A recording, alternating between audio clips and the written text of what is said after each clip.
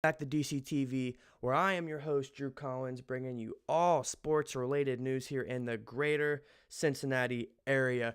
If you are new around here, if you're watching this live or watching this post-production, please join the DCTV family as we are on our way to 1,600 plus subscribers. Hashtag Road to 2K. Leave a like and share it with friends, families, etc. I appreciate all the support. We are live here on YouTube and Facebook as well here on DCTV. We talk all Cincinnati sports here in the greater Cincinnati area, Bengals, Reds, etc. Whatever you guys want is what I'll give. So first off, thank you to everybody. WHODEY, baby, and let's get into today's chat. We have a huge game. The Cincinnati Bengals versus the Pittsburgh Steelers, 4:25 Eastern Time on Sunday. One of the best rivalries of all time in sports history, let alone in the NFL. So a lot to talk about, a lot I want to get into, game plan about, and maybe eventually we can get into some phone calls with the rest of you guys if anyone wants to join that as well. So let me go ahead and get posted on socials, and then we'll get going. I'll update. The chat wasn't working last stream. Okay, maybe it'll work now. I think it's working now. So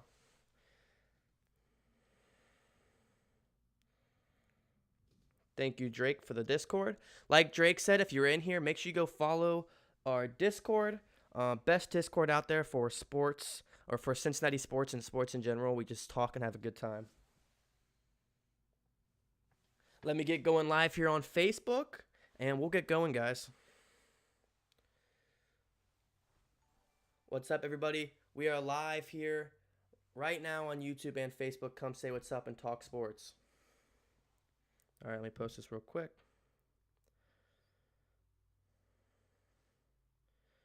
Okay, let me go to Facebook.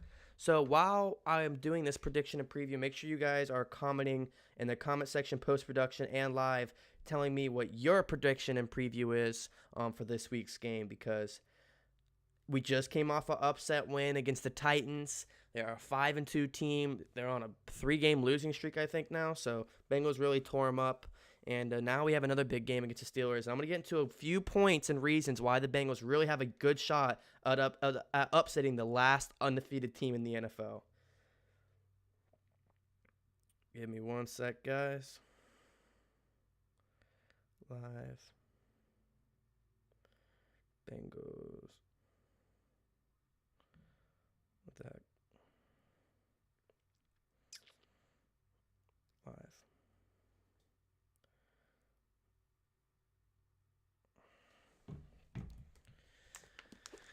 What's up, AWOL? WHODEY, my friend?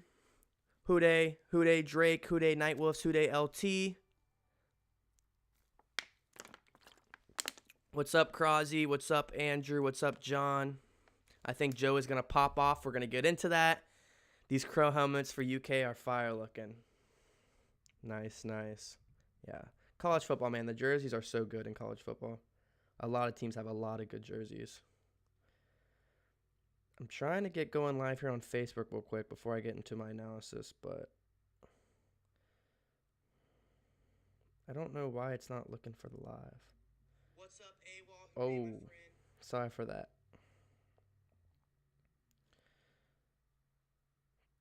What's up, Ricardo, on Facebook? Start a watch party live. Cincinnati Bengals.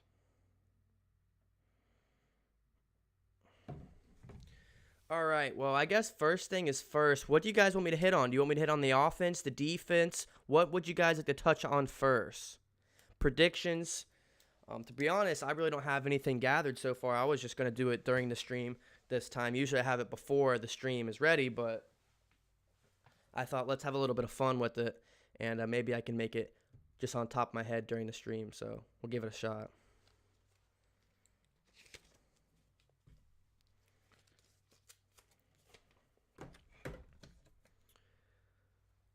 What's up, Knucklehead?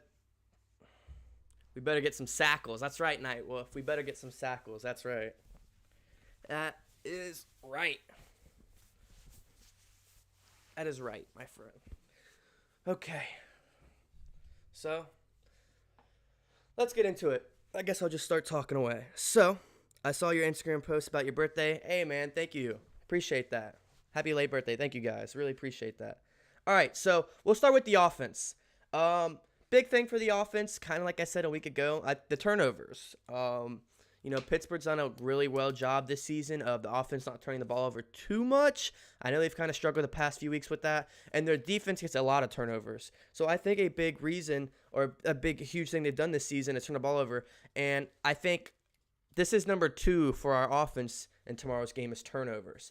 And guys, go ahead and guess what my first big key of emphasis for our offense would be. I think it's kind of obvious, but let me know what you guys think it is. I know what it is, but I want to know what you guys know what it is. If you guys think you know what it is, so. Man, we're at 71 followers on Facebook. What's up, Jeff Clark? That's crazy. That follower, I just started at Facebook like a month ago, and it was 0. Now it's 71. That's crazy, man.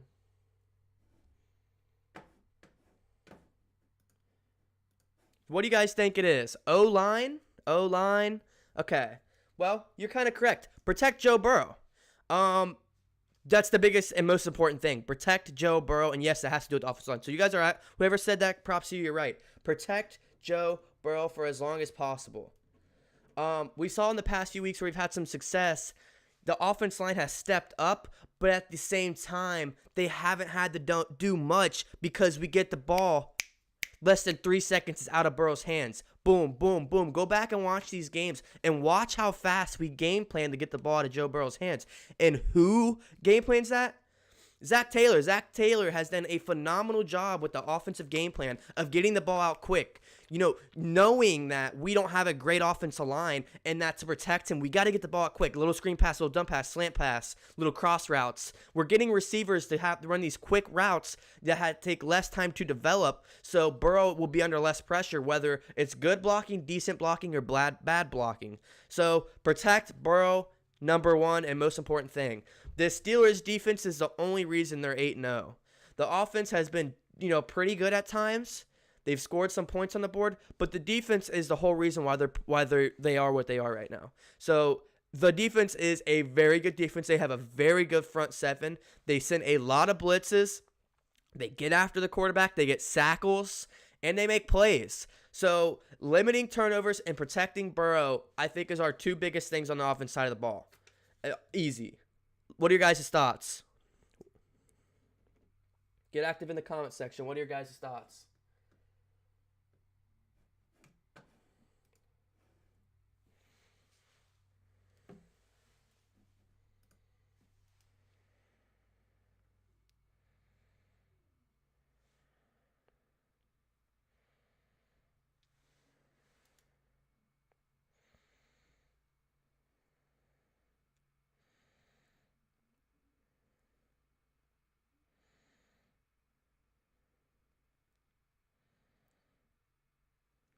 All right, there we go. Watch party's going. Perfect. What are your guys' thoughts? Give Joe Burrow time in the pocket. Yep, exactly right, Drake. Crosby, if you haven't already, like the stream, y'all. You heard Crosby. Hit that like button, guys.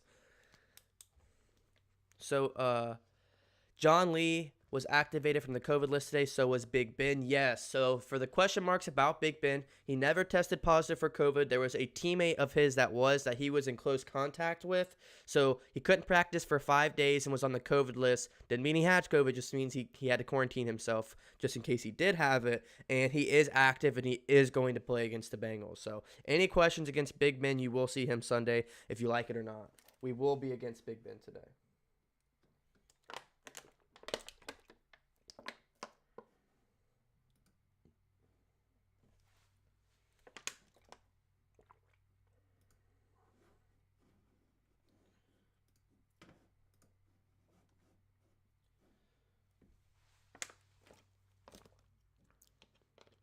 I don't think he should play.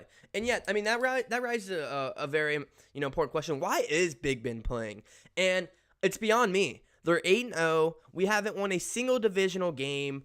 They've done well in the division. So I'm not sure why they are playing Big Ben. Rather than that, they just want to carry this momentum. They want to be the bad guys. The Pittsburgh Steelers love being the bad guys. They love being, the big bad guys on top of the league, the undefeated team that everyone wants to beat. And especially add the rivalry of the Bengals versus the Steelers. That is why Big Ben is playing. So that's the only reason I could guess.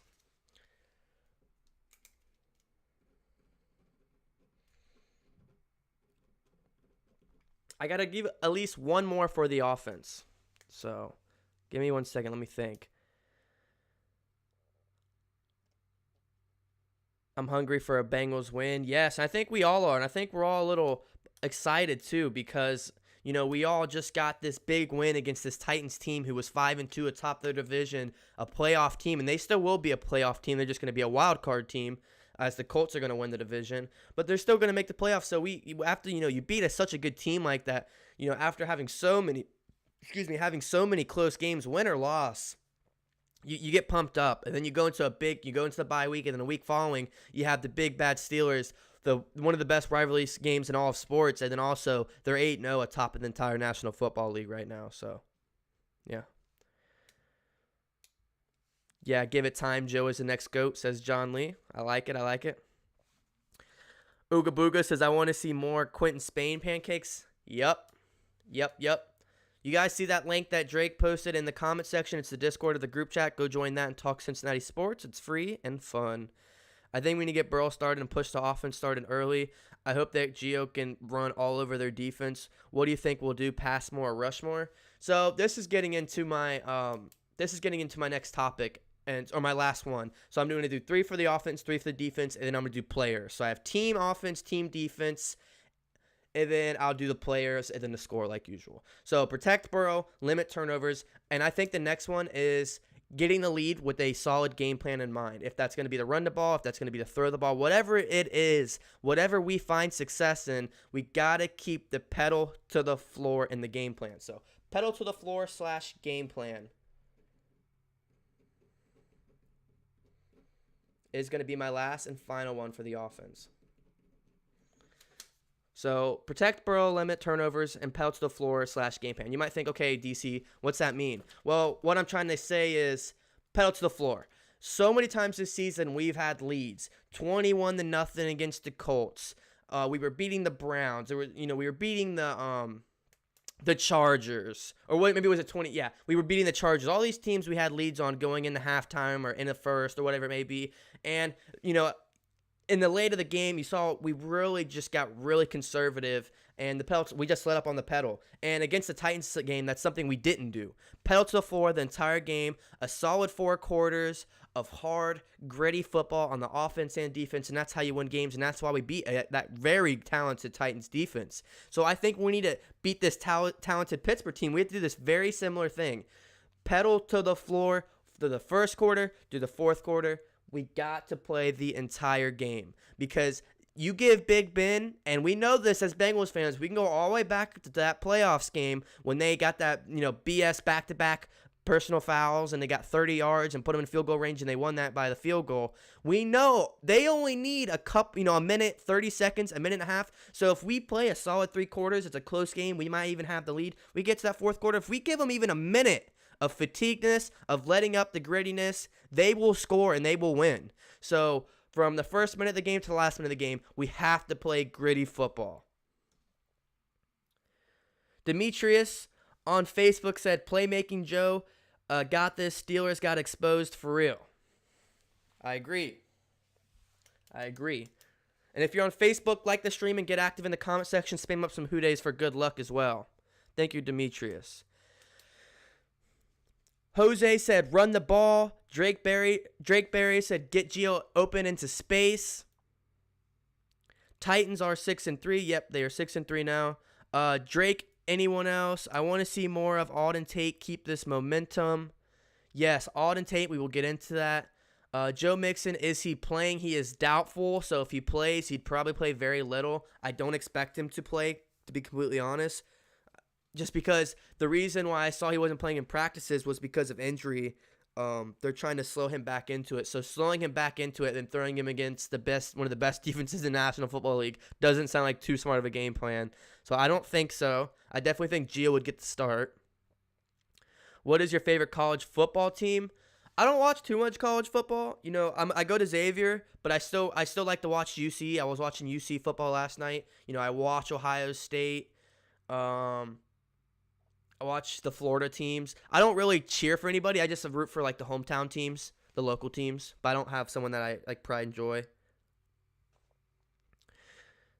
John.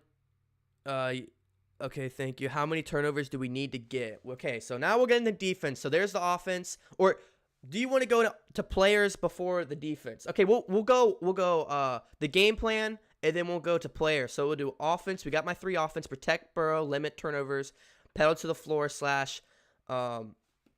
game plan offense. I didn't even explain game plan offense, so excuse me. Let me do that as well. So game plan offense, I don't really know what we're going to try to do and come out and do. I would assume we're going to come out like we have done most things. We're going to receive for the ball. We want the ball first. We're going to go out there, throw 4 out, 5 receivers out, 4 receivers out, go out there in a spread, and get the ball to Joe's hands quick. That's what I'm assuming. Little dump passes to Bernard, dump passes to Green, Boyd, Higgins, and obviously Alden Tate. Alden Tate is a big player. I want to see have a big game because his momentum's starting to build up. He's a guy who goes in there. He's reliable. He makes plays when we need him to, and I think we're going to see more of him against this Steelers defense.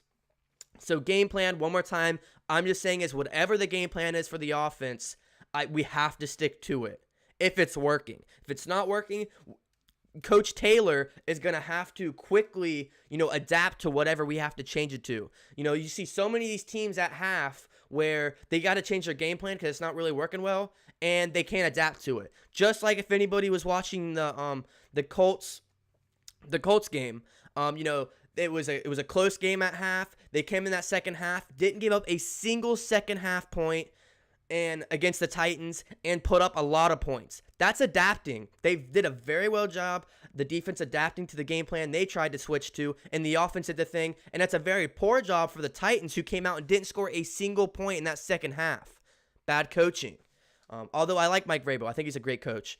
Bad coaching, though. You got to be able to adapt. So we're going to be able to see in these big-time games where we're playing great teams if Zach Taylor can coach well.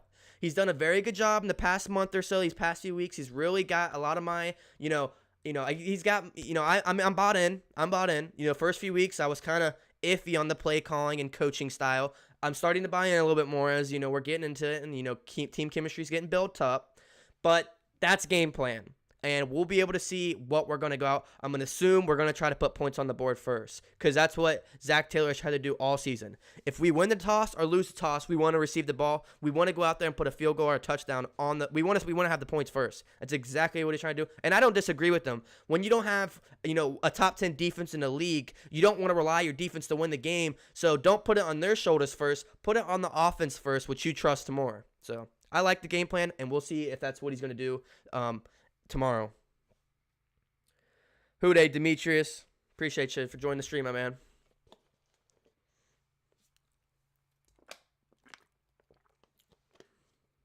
What is the starting offensive line this side? That's a great question, Jose.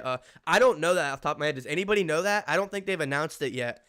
I would assume Williams, Spain on the left side. Drake, I need you to tell me the center. I always forget his name like usual. I don't know why I always forget his name. It's going to be the left side center. I'm assuming it's going to be Williams, Spain, and the center. I don't know why I always forget his name. And then the right side, I would assume Hart on the tackle. And then I don't know who they're going for on the right guard. Drake probably is more knows it. I don't think they've announced the true starters, but if that's what I had to assume, that's what I would guess. Hey, have a good day, John. Hopefully, if you get ever some free time, watch the rest of the stream. I'll see you tomorrow. Don't forget, guys, I will be live tomorrow during the game. So, not Billy Hamilton, the other guy. I can't think of his name. I don't feel like looking it up. Give me that. Let me see it.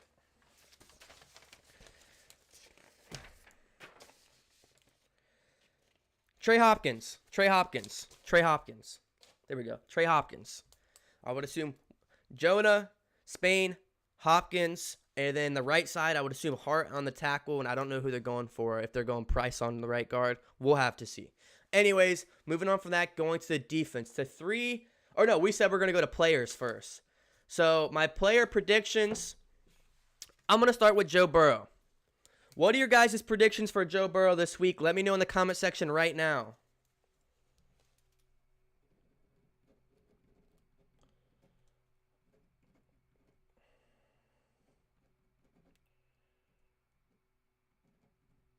So, my predictions for Burrow, it's his first time in the rivalry. He loves this stuff. He loves football. He's a guy that goes out there, and the big games, he shines the most. He's done it in college. He's done it in high school. He's done it his whole life. So I think this is a very similar thing where even if we don't win, I think Burrow's going to have a good game no matter how much the odds are stacked against that from happening. Just because that's the player who he is, he has been, that's the player he'll always be. So I'm going to assume he at least gets 275 yards, 2 touchdowns, and no picks. No turnovers, and that's the big thing for me. No fumbles, no interceptions, nothing. 275, 2 touchdowns, no picks would be a phenomenal game by our rookie quarterback against an 8-0 rivalry game against Steelers at their place, at Heinz Field, where they don't lose often. So that is my guess for Joe Burrow.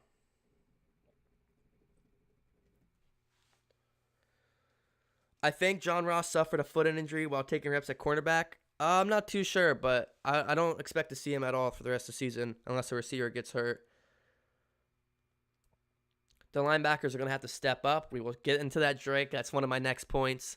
Over 300 passing yards, 2 touchdowns, 0 turnovers, says Crosby. Trey Hopkins, you are right, Drake. That's who I was talking about. Trey Hopkins, yep. You realize if we scored one more touchdown in all of our games, we'd be 7-1? Did you realize if we gave up one less touchdown, we would be 7-1? Think smarter, not harder. 275, 3 touchdown game-winning drive. That's a good guess, Dalton. A game-winning drive from Burrow. He should have done it against the Chargers, but they called back that pass interference call on AJ, which wasn't. So he would already have one of those in his career. So first one, Burrow, 275, 2 touchdowns, no picks. Who else do I want to talk about? The O-line. The O-line in general, I think will have 4 or less sacks. Which, surprisingly or not, that's not very well. But in this circumstance, 425 game in Pittsburgh at Heinz Field, an 8-0 undefeated Steelers team, I think that would be a win. If we held them to 4 or less sacks, I think it'd be a win in our book. Which is sad to say, but 4 or less sacks from our O-line. What are your guys' thoughts? How many sacks will we give up? How many sacks? We're coming off a bye week and a prior week to that where we gave up 0 sacks. Obviously, this defense is way better than the Titans, especially the pass rush. So I can't completely compare it, but so O-line 4 or less sacks. I want to go to a receiver prediction. Which receiver do you think will step up and will be the guy? I'm going to get 2 receivers. I'm going to guess Boyd, 100 yards. Oh, should I say Boyd or Green? Because this is my last time. I'm not going to go on Boyd because he's always Mr. Consistent. But I'm going to go Green. I'm going to go AJ Green. It's been a long time since I'm putting his name in here. So I'm going to go Green, 100 yards and a touchdown. Because Pittsburgh is usually his game. Pittsburgh, let's hope. We really need him. So 100 yards and a touchdown for Green.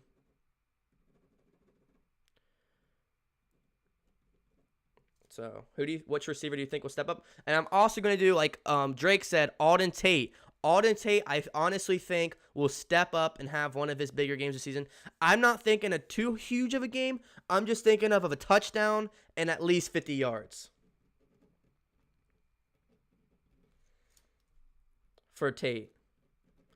I think we hit him in the end zone this week, and I think he at least has 50 yards. So, once again, Burrow, 275 and a pair of tutties. O-line, 4 or less sacks. AJ Green, 100 yards and a touchdown. Auden Tate, a touchdown and at least 50 yards. What are your guys' thoughts? What are your guys' thoughts for my offensive predictions? And look, my predictions have been fire this year.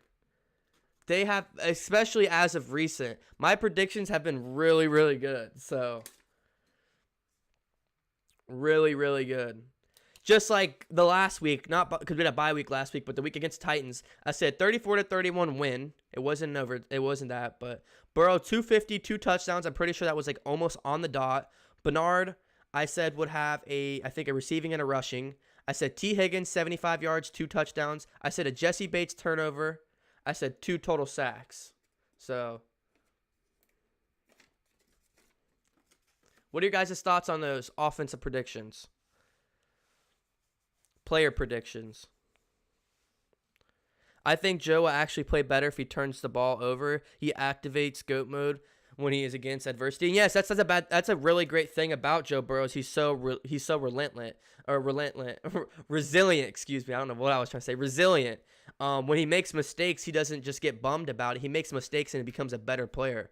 So I don't want to predict that he is going to make a turnover. I'm going to say he doesn't. But even if he does, he is very resilient. That next drive he gets that ball, he's putting it in the end zone for 6 or at least getting 3 on the board. We've seen that happen this season many times.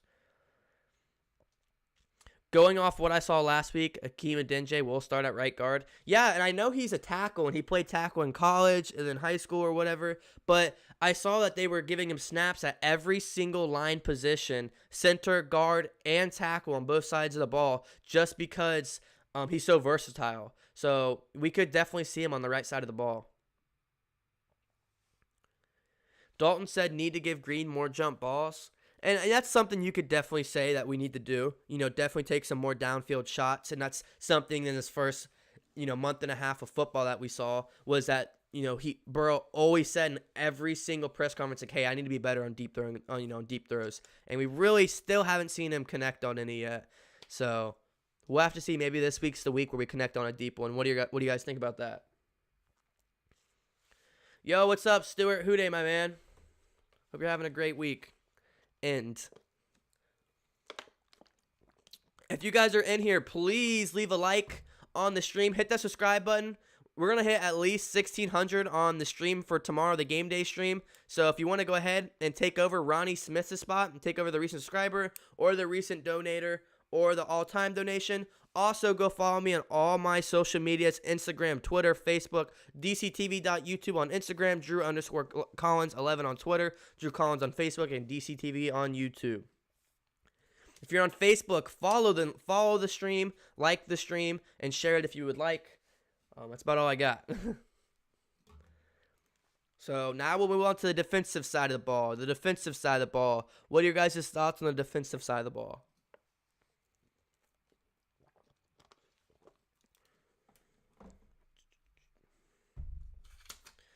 So we'll start with the all-around game keys for the defense. And I'm going to start with tackling. Yes, just tackling. That's it. Tackling / small plays. I'll put it like that. Okay, DC, what do you mean by that? What I mean is the little plays. We can't give up any little plays against an 8-0 Steelers team. This offense, if you give them a little play, they'll make a big play out of it. So you got to be able to do the little things. Hit, grab the first tackle. On contact, make that tackle. Don't want a defensive lineman or a linebacker, anybody in the front 7, miss a tackle and have to leave Jesse Bates or Von Bell up to it. Make the small plays. Do the little things. Get tackling. No penalties is also in this. Smart football. Every single time we see a Bengals versus Steelers matchup, it always gets chippy. There's always a lot of penalties, and that's okay. I want this team to have grit. I want this team to be pissed off. I want this team to, play with an angry, filled mindset. But I also want them to be smart about it, okay? I think we've seen enough of the Bengals getting too gritty with this and having, the Steelers get in a favored call for the refs over the Bengals-Steelers games in the past, and I don't want to see it anymore. And I know I'm okay with the defense because I know Joe Burrow is going to make smart plays, but Joe Burrow doesn't play defense, so I don't know who's going to be on that defense to step up and make the small plays happen. Don't make guys like Von Bell and Jesse Bates have to wrap up guys and be the get a shoelace saving tackle because James Conner broke a bunch of tackles, or we can't bring Big Ben down on the first contact. We got to do the little things. including tackling. And that's my biggest thing on this defense. And you might think, well, that's kind of obvious. Well, you really don't think about it until it happens. Until the Bengals are missing tackles, drawing a bunch of yellow dirty laundry flags, and you start seeing it in the game, well, then you're like, well, hell, why are we doing all that? I'm prepared, and I'm predicting it now. That's something we have to do against the Steelers offense. We got to do the little plays. Because this is the offense where they have guys who will turn a little play into a big play, and they'll burn us.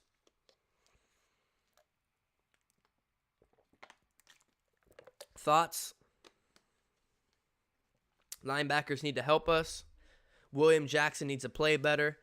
At this point, I don't really trust Green when it comes to jump balls. I feel way more comfortable getting with Boyd or Higgins when it comes to jump balls. And that's a very solid point. Yeah, I mean, for what we've seen so far this year, it's valid. Imagine we don't give up any sacks. That would be headlining news. My prediction is 4 or less, and I'd be happy. For the past 3 years, tackling has been our biggest problem. And you're right, Rowan. Tackling has been a very big problem. And you can't win the big games. You can't win against 8-0 teams. You can't win rivalry games if you don't do the little things. Why have the Steelers had the Bengals number in recent history? It's because we don't do the little things. And they make it in the big things. It's simple. It's easy. It's the main reason why we haven't won a division game this year. Got swept by the Browns, and lost to the Ravens. We got 2 games against the Steelers and 1 game against the Ravens. And if we don't win any of those, we won't win a single division game in 2020. So this is our best shot. Because next time we play the Steelers, Paul Brown Stadium, I think it's December 23rd, or it's like right before or right after Christmas. It's, I think, a Sunday night or Monday night game. Prime time, Paul Brown Stadium, a lot of pressure. So if we could at least win this one at Heinz Field would be very, very impressive. Or at least compete. Chewy, thank you for following on Facebook, my friend. Thank you so much. If you want to join Chewy, follow on Facebook and hit that sub button. Let's get a little sub spike going as well. Hey, Chewy liked the stream as well. Let's get a little Chewy hype in the comments. Appreciate you, Chewy. 1580. We got to get this to 1600. If we get that to before 1600 before next stream would be crazy. Small plays. How should we keep them contained? The big thing is not to play too aggressive, but not to play too conservative, if that makes sense. Find an even game plan, which I think that will be very hard for our defensive coordinator because #FireLou or #DC for DC. Yeah, he's been very disappointing so far this season, has done a very bad job at play calling. He's been better against the Titans, 2 weeks ago, so hopefully he can continue to improve on that. Maybe I'll change my mind and take my words back. But, come out with the game plan that works the best, that, get pressure on Big Ben, but also doesn't leave our corners out to dry for them to go make a big play. Can we get some pressure on Ben without losing everything to his receivers? Yeah, like I said, we just got to have a good game plan that we can try to force pressure upon him, but not leave our corners out to dry where it's one-on-one coverage. And, we've seen guys like Darius Phillips get burnt all season. Dalton says a big special teams would return. Yeah, and if you saw my prediction video, I talked about Brandon Wilson, how he's been a phenomenal job so far this year on special teams. So, getting into my next one is kind of what we just hit on. Pressure. And you got to watch how you say this. Just bear with me for a second. Just hear me out. You hear all these guys say, send a blitz, get the ball out of his hands, force him to turn the ball over. You can't do that against veteran quarterbacks very often. Tom Brady, Phillip Rivers. Look what Phillip Rivers did to us. If you're one of those big blitz guys, look what Phillip Rivers did to us. We had a 21-0 lead over them, and he came back because we tried to send some pressure. Whatever. So, Phillip Rivers, Tom Brady, Big Ben, any veteran quarterback, any quarterback that's over like 32 or over, that's, at least above average, you got to be careful sending the pressure. Drew Brees, because these guys pick up on it, and they do a very well job picking up who's going to blitz and who's going to be open. So as much as I want to say send the pressure, send the heat, we have to be cautious. We have the best safety duo in the league. Between Von Bell and Jesse Bates, the best safeties in the league. So I'm not too worried about if one of our corners get burnt, making that saving tackle. But it's just the fact that, before that, breaking up a reception, having our corners step up in coverage if it's man-to-man, zone, whatever it may be. We need William Jackson to step up. We need Mackenzie Alexander to step up, Darius Phillips. We need these guys to step up and have a big game for us, because if they can hold their receiver group down, who is very talented, you got Juju, Claypool, who is emerging as one of the best receivers, rookies in the NFL. I mean, they got some guys to throw the ball to down the field. So can we play man-to-man against those guys? We'll have to see. And I think we'll find out early. If the Bengals are going to go out there and be aggressive early and they start torching us, I think we'll find out, and I think we'll know quite early. Or vice versa, if we send them out early and we're getting 3 and outs and we're getting them off the field in good field possession, I think we'll see how this turns out early. Jake Berry just posted a link in the chat. Go join the Discord. We talk all Cincinnati sports in there. It's about over 50 plus Bengals and Reds fans in there. Rohan said if we would probably be 6-2 if we won tight games. Yep, the record could look totally different. Do you think we play the Falcons player we pick up? Yes. If he's able to play, I think we'll see him. I don't think he'll start, but we got Sam Hubbard coming back, who probably won't be getting 100% of the reps, just coming off a 4-6 week injury. So yes, I think we will see Tack in this game. I don't think he'll start, but I definitely, and I hope we do. And the reason I say this, look what we just did with Quentin Spain. Did you guys not just see what we did with Quentin Spain? Quentin Spain was on the roster for 3 days. He didn't start, but midway through the first quarter, we threw him in the game, and he had a phenomenal game. So why wouldn't we give Tack a shot as well? Rashawn Williams on Facebook says, because we didn't blitz, we didn't put heat on them, just disguise your blitz and role play. So, I mean, there's definitely some people that's going to be for the blitz and against the blitz. And I think sending pressure is good, but we're down Trey Waynes for the season, so we got to be able to have our playmakers step up. And if they're willing to step up, then yeah, I'm definitely down for some zone blitz or man-to-man blitz, whatever we have to do. But my only concern is these veterans, the Phillip Rivers, the Drew Brees, the Tom Brady, the Big Bens, the guys that have been in the league for a long time. These guys know when you send the blitz a lot of the time, and they'll be able to tell and pick up on it. So you got to be careful.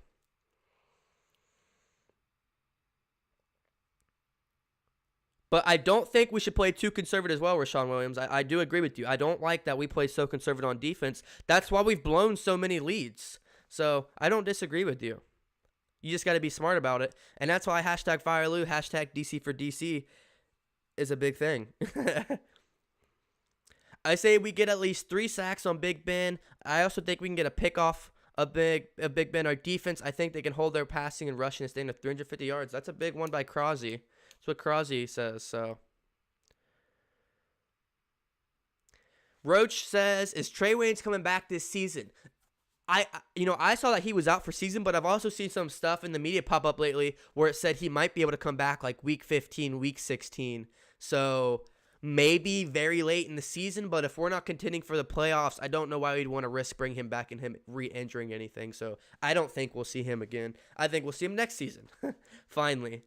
We paid him a lot of money to be our number 1 cornerback, and then, I talked about this. We gave Mackenzie Alexander a 1-year deal, so we'll have to see if we offer him another deal. And then WJ3, we got to see if we're going to offer him again. So the cornerback position for us is going to be very interesting to watch this offseason, because we already got our 2 safeties for the future. Von Bell, Jesse Bates, best safety doing the league. We got those guys. Now we got to see what we're going to do with our cornerbacks this offseason.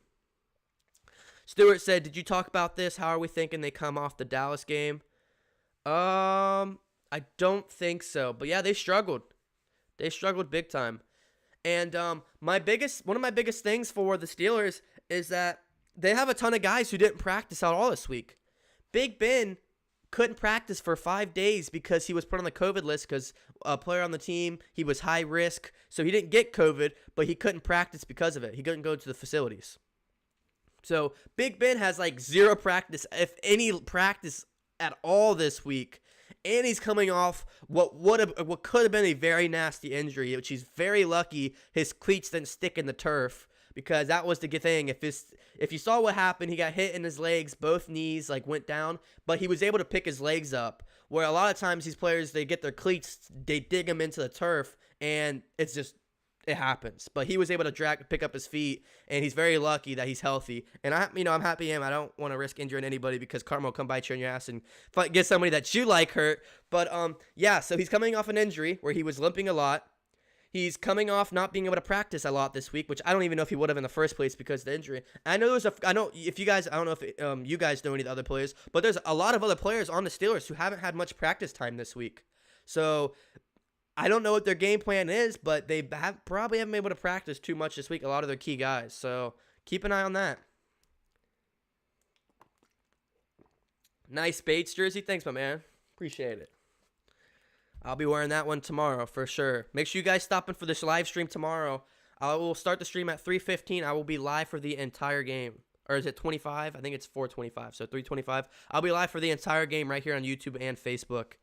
So make sure you leave a like, hit that follow button, share the stream, and subscribe. I'll be live tomorrow. And I'm excited. And I need you guys in here tomorrow because, the Titan stream, we just came off of over 6,000 people in that stream. 6,000 people were in the Titans vs. Bengals stream 2 weeks ago. And I know there's going to be a ton of Steelers fans in the stream tomorrow, if I had to guess, just being total nonsense. So if you guys can make it in, that would mean a lot because I'm attending for a couple of Steelers fans tomorrow. Hey, I see you, Chewy, on Facebook. Looks like you're a huge Bengals fan, so am I. That's awesome, Chewy. WHODEY, my man. Big Ben can't move around, so you have to bring it. And exactly, and that's a downside with some of these veterans. Yes, they're able to utilize and understand and knowledge that, okay, this guy's blitzing, but if you can still get to them, they can't get out the pocket. They got to sit there and take these hits. We've seen it with Tom Brady. We've seen it with Big Ben. Phillip Rivers. I mean, that first quarter, that Titans team was actually getting after him and was giving him a tough time in that first half. And that pressure disappeared in the second half, and they put up over 30 on him. So, yes, I do agree that a lot of these older guys, they can't run out the pocket and scramble, like we see Burrow do, like we see Wilson do, Kyler Murray. Those guys get out the pocket, and you could send a blitz, and they're elusive enough to get out the pocket and run. Big Ben, look, he's hard to bring down because he's so big, but if you can bring him down, man, he's not going anywhere. Like, he's not running. So I do agree with you on that. That's a very good point.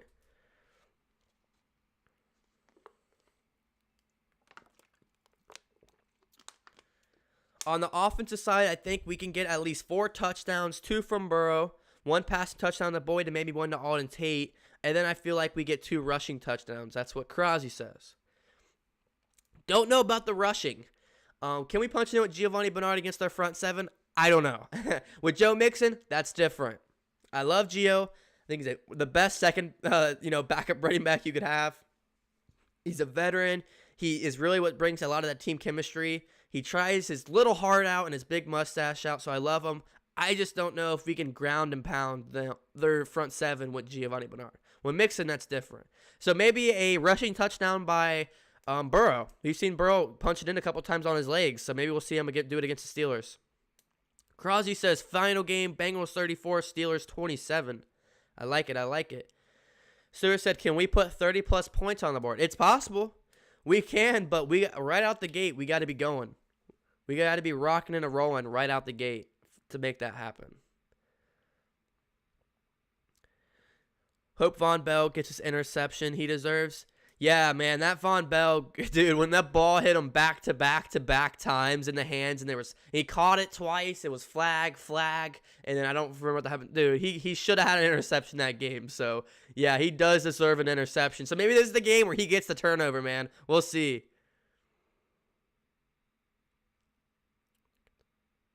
I want Von Bell to get those plays without any dirty laundry. Exactly, Stuart. All that dirty laundry, man, kept him from having a game ball.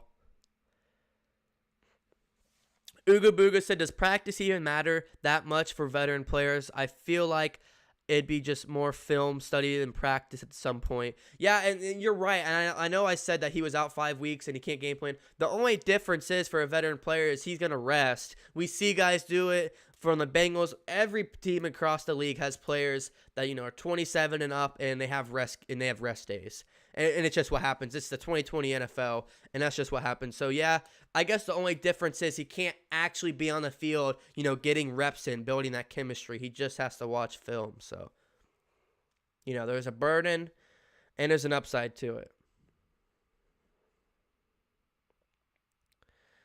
Every Steelers fan I root, there's not many nice of them. Not many are nice, especially when they play the Bengals. The Titans fans were brutal last stream. I can only imagine what the Pitts fans were going to be like. You're right, Jake. The Titans fans they were pretty angry, and I was being very valid. What's my run rule every game day streams? Just be respectful. If you're for the Bengals, if you're the opposing team, just show respect. And we whooped that ass anyway, so they could be salty all they want. Over 6,000 views and almost 200 likes, I think, on that stream. You guys, DCTV family and WHODEY Nation, killed that Titan stream, and I'm super excited for tomorrow's stream. I know you guys are going to kill it. I'm so excited. So make sure you got those notifications on. Hit that sub button. It's going to be a crazy stream tomorrow. I can just feel it. I live next to a Steelers fan. I love them, but I'm afraid for tomorrow. That's funny. My friend made a Bengals fan page on Instagram, and the first day a Steelers fan told him, "Oh my gosh, that's not good, Yoda." Yeah, there's some immature people on every NFL team, every fan base, so not good. Not good. Steelers Nation in the building. So we do got some Steelers fans in here. If you're a Steelers fan, I don't care that you're in here. Just, show respect. It's sports. You debate. That's what I love about sports. That's why I'm going to college. That's why I'm a freshman at Xavier, into digital innovation, film, and television. Because one day I want to talk sports. I want to talk sports now. You just got to show respect and be professional about it. So, and I expect that from the Bengals fans in the stream. I don't expect my Bengals fans to get, because I can hit the mute button on them too if they want to be disrespectful. So. How are we going to deal positive with this one if it doesn't go our way?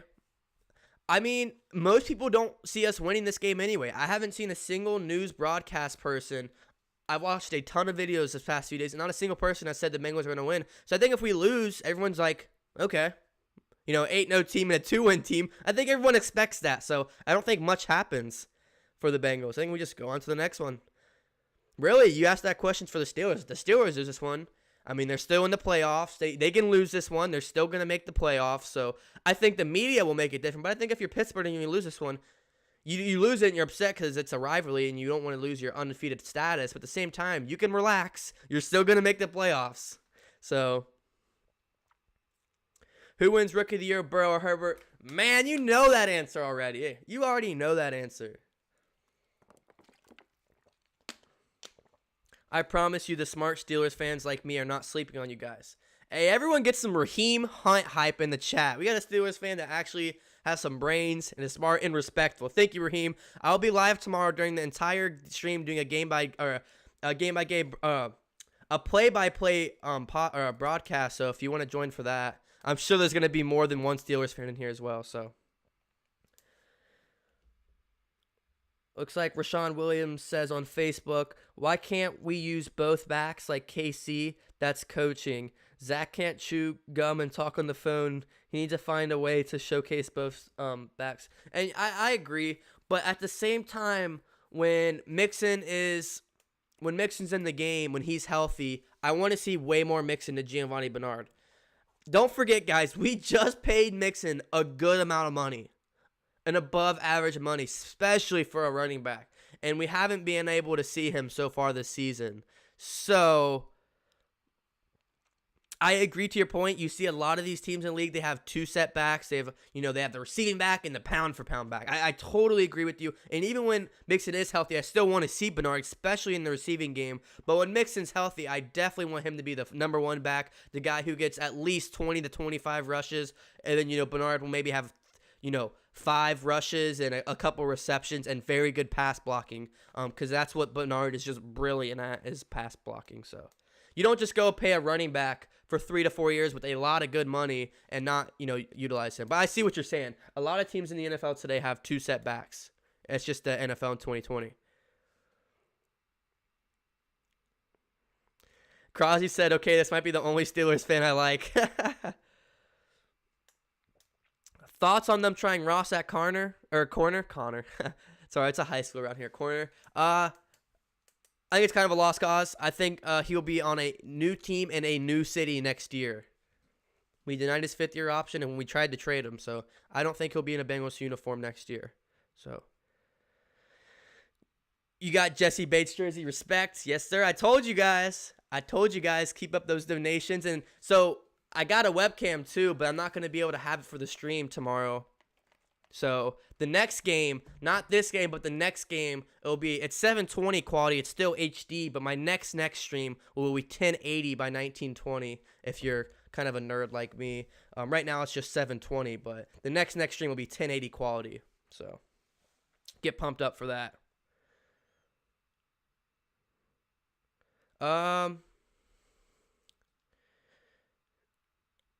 Union Report says so. We have like 4 corners out, and John played some corner at Washington. No, I definitely saw that. I just think it's kind of a lost cause. I don't think it will happen. Hope Claypool does not have a game again. Yeah, and Claypool, man, what a beast he's been for Pittsburgh. I mean, Claypool has been really solid for the Steelers. And, Claypool, Higgins, the Vikings receiver, Justin Jefferson, Henry Ruggs for the Raiders. The rookie receiver class was so hyped up in the draft, and it's really lived up to it. There are some phenomenal rookies. I'm sure I'm missing a few too this season so far. So these guys are stepped up and doing the dang thing. And I've seen a lot of Claypool and Megatron, comps, and I'm not a big comp guy in the first place. If you're not new around here, I'm not a big comp guy. I just don't like it. But I see him comparing him to Megatron. It's like, dude, stop. He is still a rookie. He's played like 6 games. So, but he has been a hell of a guy. He gets in the red zone. He puts up points. He is huge. Him and Auden Tate, I want to see them next to each other just to see the size difference. But, yeah, I think we'll have to keep an eye on Claypool because, it's going to be his first taste of this rivalry as well. So all these rookies, you really got to watch.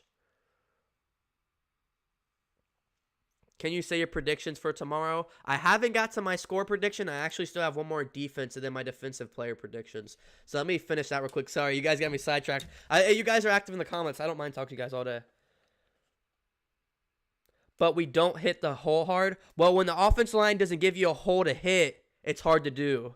Rashawn, that's my rebuttal to that. I've seen a lot of Bengals fans say, give Mixon a bunch of hell, but when he was healthy in the beginning of the season. And I know there were a few times where he did have some bad reads. But a lot of times he was just running into a brick wall or he just tried to bounce it outside because our offense was terrible. Guys, we had one good offensive blocking game. Don't let it fool you. We're still second in most sacks allowed and I think second in most pressures in the NFL still. So don't let it fool you. You can't just blame Mixon all the time. But yes, he did have some bad reads early on in the season. I will agree with you with that. But the running back is only going to be as good as his offensive line can be. I think it's kind of phenomenal the past few seasons how good Mixon has been with that bad of an offensive line. You see guys like Dalvin Cook, a very good run blocking O-line. Ezekiel Elliott a few years ago had a fantastic offensive line, the best in the league, one of the best running back in the league. Look at him now. He is terrible this year, and the Cowboys' offensive line is terrible. That's why. Your running backs play through your offensive line. It's yours. Look at Le'Veon Bell. Pittsburgh's fans, Le'Veon Bell was the best running back in the NFL a few years ago, but the Steelers had the best O-line. He then goes to the Jets, who have a poor O-line, and his career is ruined. He goes to Kansas City and gets maybe 3 reps a game. So, look, to a certain extent, that is why you can't pay running backs as much as you can. A lot of people that try to defend the running back position, that's my rebuttal to it. I of course, want to see these guys get paid. They put their life on the line week in and week out. But at the same time, that is why, because you can pay a running back all the money in the world, but if you don't put any money to your O-line, they're not going to produce. Simple as that. Sorry, you guys keep getting me sidetracked. I got to finish this.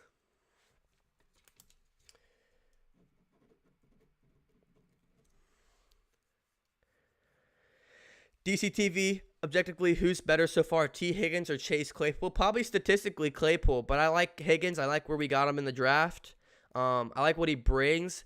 Guys like Chase Claypool usually aren't too effective at the end of their career because they can't move well. They can't create space. Not saying that's going to happen. I got to see more of them both, for sure. I definitely got to see more out of both of them. But I think they're two top 3, top 5 receivers in the NFL as rookies. I think Justin Jefferson's just on another tier. I take Justin Jefferson over Chase Claypool.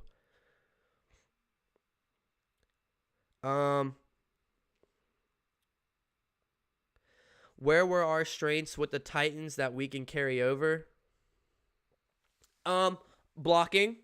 We gave up 0 sacks that game, so I think blocking. I think play calling, if that we could do play calling and coaching.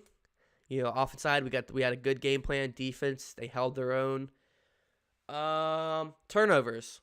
I'd say those are the 3. Jesse Bates, that interception was huge in the end zone, so that really changed the momentum of that game back over to us. So those are the 3 I would take over. Drake Berry said a few weeks ago I mentioned trying out Ross at corner and you thought I was crazy. I still don't think it will happen, at least for the Bengals, but it's crazy it's actually happening now. You're right. Taking advantages of turnovers is key. That helped tremendously last game. And to my third and final defensive prediction, I got tackling / small plays, pressure, and turnovers. My last one is turnovers. See, you're right. You're 100% right. LT, turnovers change momentum and it changes games. We don't have the best pound-for-pound defense. But when our defense can turn the ball over, it really changes the momentum of the game. Look at that Titans game, man. That Titans offense was driving, score. They got the ball back that next drive. Driving, threw an interception to Jesse Bates, and that game was over after that. That interception changed the game. And turnovers are huge. So, last but not least, all we have are player predictions for the defense, and then score predictions. So, 3 player predictions.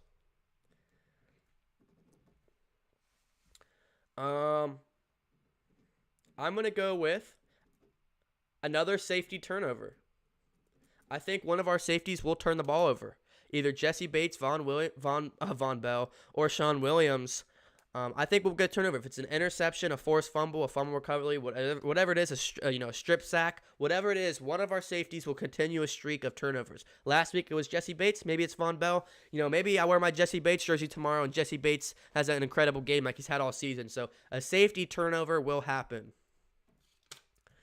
I'm going to go off the pressure, and I'm going to guess 3 total sacks, which would be good for this defensive pass rush, which hasn't been good all season. I'm going to guess that Tack gets one. If he does play, Tack McKinley. I'm going to guess Lawson and Hubbard.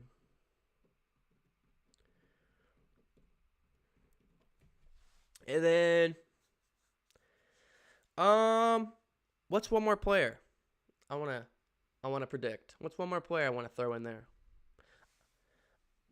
I think Akeem Davis Gathers has a good game. I'm going to put Akeem Davis Gathers, solid game.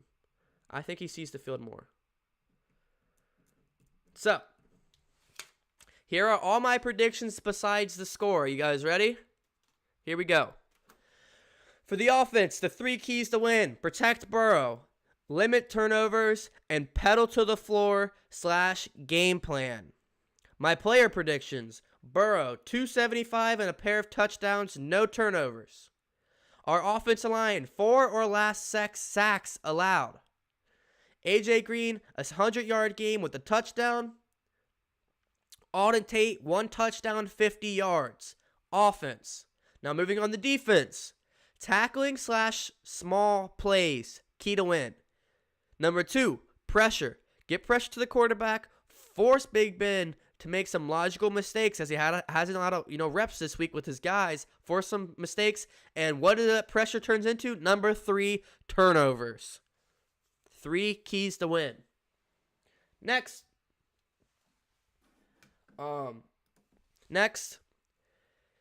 my 3 predictions, player predictions: a safety turnover. So either Von Bell, Sean Williams, or Jesse Bates will get a turnover. 3 sacks total. 3 sacks total. I'm going to guess Tack, if he does play, he gets one. I'm going to guess Lawson, and then Sam Hubbard as he gets a return back from his elbow injury. And last but not least, Akeem Davis Gathers has a solid game. If it's a tackle for loss. Maybe I'll do that. Akeem Davis Gathers, tackle for loss. So, there you go. What are your guys' thoughts? We still got score prediction, though. Score prediction.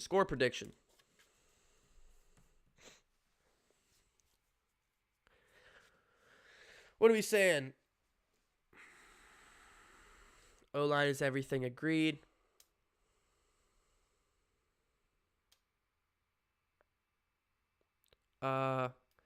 Yeah, but the Bengals typically draft flashy players like receivers and corners instead of people in the trenches like O-line.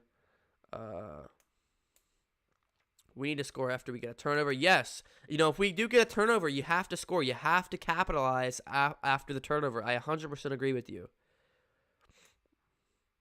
You know what jerseys we are wearing tomorrow? Yes, sir.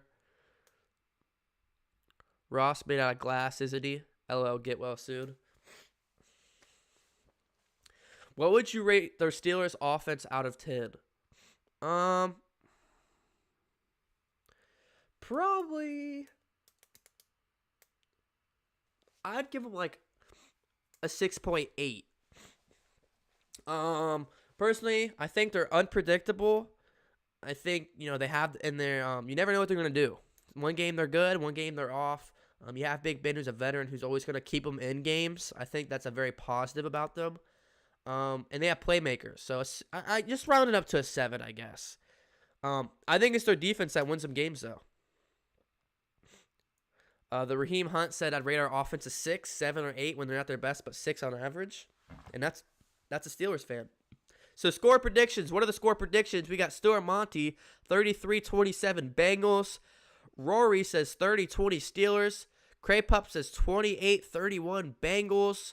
Rohan says 21-17 Bengals. And now let me go to Facebook as I posted this on Facebook. Guys, follow me on all my socials because that's how you can keep up to date on everything, especially my Twitter. Please go ahead to my Twitter right now, Drew_Collins11. I posted this Facebook group called WHODEY Nation, and I asked, and there's over 10,000 Bengals fans in there, and I just made a post saying, what are your score predictions for against the Steelers? And over 59 comments, so let's get into it. I'm going to read everybody. Josh Eels, I'm so sorry, I don't know how to say that last name. He said 31-28 Bengals. Steve Fogelli says 31-17. Big Ben goes down with an injury or COVID. Bengals win, baby. Joe Disterverly says 31-24 Bengals. Jennifer Schutz says Bengals 34, Squealers 24. Rob Bellamy says 30-27 Bengals. Thatanon Fly God Comer says 24-17 Bengals. Brad Lanning says 35-20 Bengals. Gavin Jenkins says 45-10 Steelers or Bengals. Joe Cook says 35-31 Bengals. Josh Dessler says 27-24 Bengals. Chuck Thompson says 27-14 Bengals. Joe Patton says 35-27 Bengals win. 28-21 Bengals says Brad. Zachary 37-34 referees. 35-25 Bengals and not the referees. Lindsey Brilliant. Sandy DeBoard says 24-7 Bengals. James Michael says 41-37 Bengals. Jadam Ionson says Bengals 27-20. Steve says 42-14 Bengals. Lawrence Shelbourne says, I think we get a close game, 23-26 Bengals, I hope. Oh my gosh. 24-21 Bengals, says Zachary Mile. Ron Ross, Bengals 24, Squealers 17, plus refs 14 equals Squealers W. 30-27 Bengals, says Jami. Richard Rawson says Bengals win 30-24. 38-34 Bengals. 31-21 Bengals, says Timmy. Benjamin Todd, 31-17 Bengals. So, thank you to everybody on Facebook that participated in that. That's why I say go follow me on my socials. Thank you to everyone that participated in that. That's awesome. So, that's WHODEY Nation, a group chat on Facebook that's free. And if you want to follow me on my socials, Instagram, Twitter, Facebook, and YouTube right there. Guys, hit that subscribe button if you haven't already. Ronnie Smith is the most recent subscriber. You can take his spot, put your name in there, and a gift pops up. Also want to donate. Stuart Monty is the most recent donator. Code Man down there is leading for the highest donation. So what are your guys' thoughts? What are your thoughts?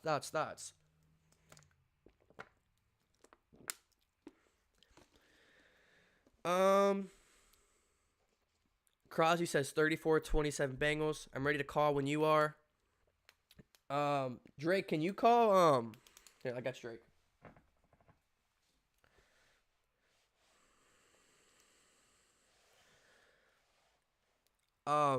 One second, Drake. I got you. So we're going to have Drake call in. If you guys want to call in and talk live on the show, you can do it right now. All you got to do is join the Discord and just tell me you want to do it, and I'll get you on live right now. We're going to start it off with Drake. Don't call me yet, Drake. I got to call you not on my phone but on my iPad. So give me 1 second, Drake, and I'll call you. So we're going to call up Drake, and we're going to get him talking here first on the show today.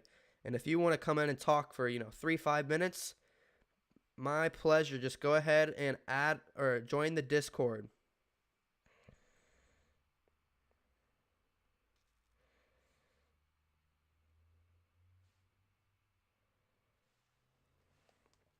All right, Drake, I'm giving you a call, buddy.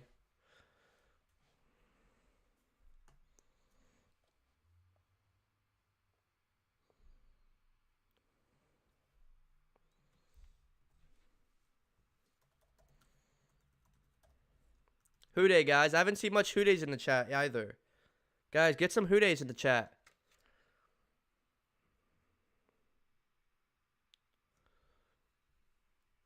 I haven't seen any WHODEYs in the chat, really. All right, I'm back. Here we go. Sorry, I wasn't see my screen. Hey!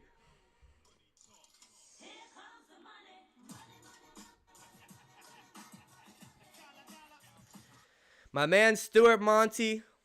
Probably one of my biggest supporters. Appreciate you, my man. Stuart Monty continues his recent donation. He's still the recent donator, so thank you so much, Stuart Monty. You are the freaking man. So maybe 30-27 Bengals. The Bengals have backdoor score. I don't want to be crazy. Are we being realistic in our O-line? Hold down the heat. I think it's a stretch, but we'll find out quite quickly. We'll find out. Okay, Crosby said he'll call in. So, I'm sorry I got to FaceTime you, my man, but let's see if Drake picks up. I won't show you, though. All right, yo, what's up? What's up, man? All right, we're going to have Drake Berry's talking live on the show right now. The floor is yours, Drake.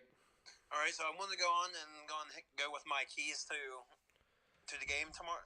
Go ahead. So first thing first, I feel like for offense, it's going to be once again give Burrow time in the pocket. Okay. Because when he's not getting rushed constantly, you saw what he's able to do when he does get rushed against Tennessee. Mm-hmm. I mean, he's out there looking like Houdini half the game. And then I'm going to go do that, and then get Gio involved early. That's important. And take what the defense gives you. Do not try and force anything downfield if it's not there. Okay. Then for D, it's going to be linebackers are going to need to step up. Don't overuse man coverage, man zone, or blitz coverages.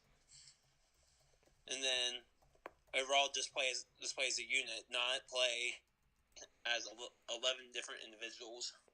Okay.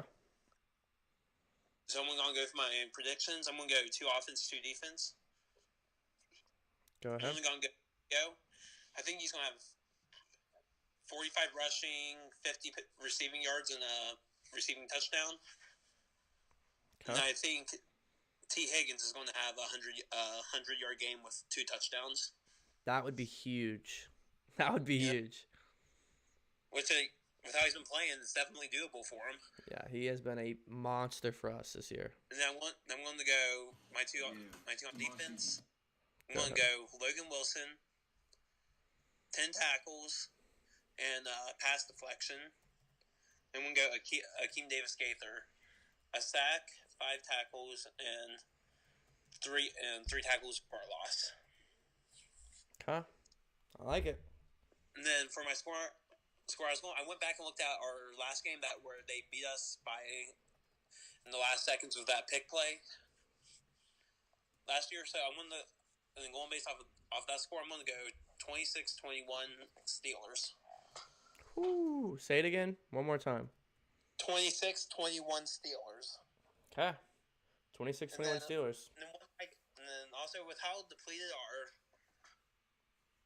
we are at D tackle, honestly, don't be surprised if you see Sam Hubbard moved into the interior with Mike Daniels, which would be very interesting to see. Because I mean they've done that in the past with him. Yeah, we'll have to keep an eye on that.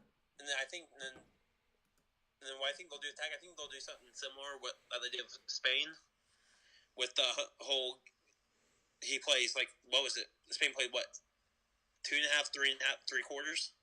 Yep. So I think that they'll do something similar with Tack. And then I can see but our big key on defense is just getting pressure on Ben, because like you were saying, he's really good when it comes to picking up punches, but we can still get to him. He's not going to be able to evade the pressure for long. Okay, so your last thoughts. What do you want to get out of this game? Win or loss? Not just win or loss, but like, what do you want to see out of this game? Overall, I just want us to show everyone that we can compete. Because that we can hang with the top teams in the league, like we showed with Tennessee. I agree. That, and I'd also like to see us show that we are capable of getting pressure, and that all of our pressure just isn't Geno Atkins.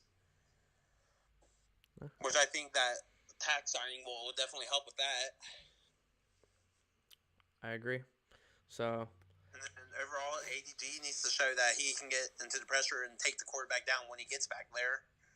Because too many times has he gotten in the backfield and missed a sack.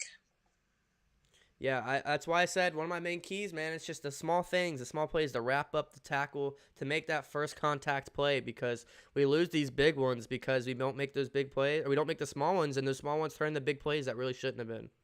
Yeah, and also I'd like to go back to, I can't remember who said, asking about if practice is really that important to veterans. Go ahead.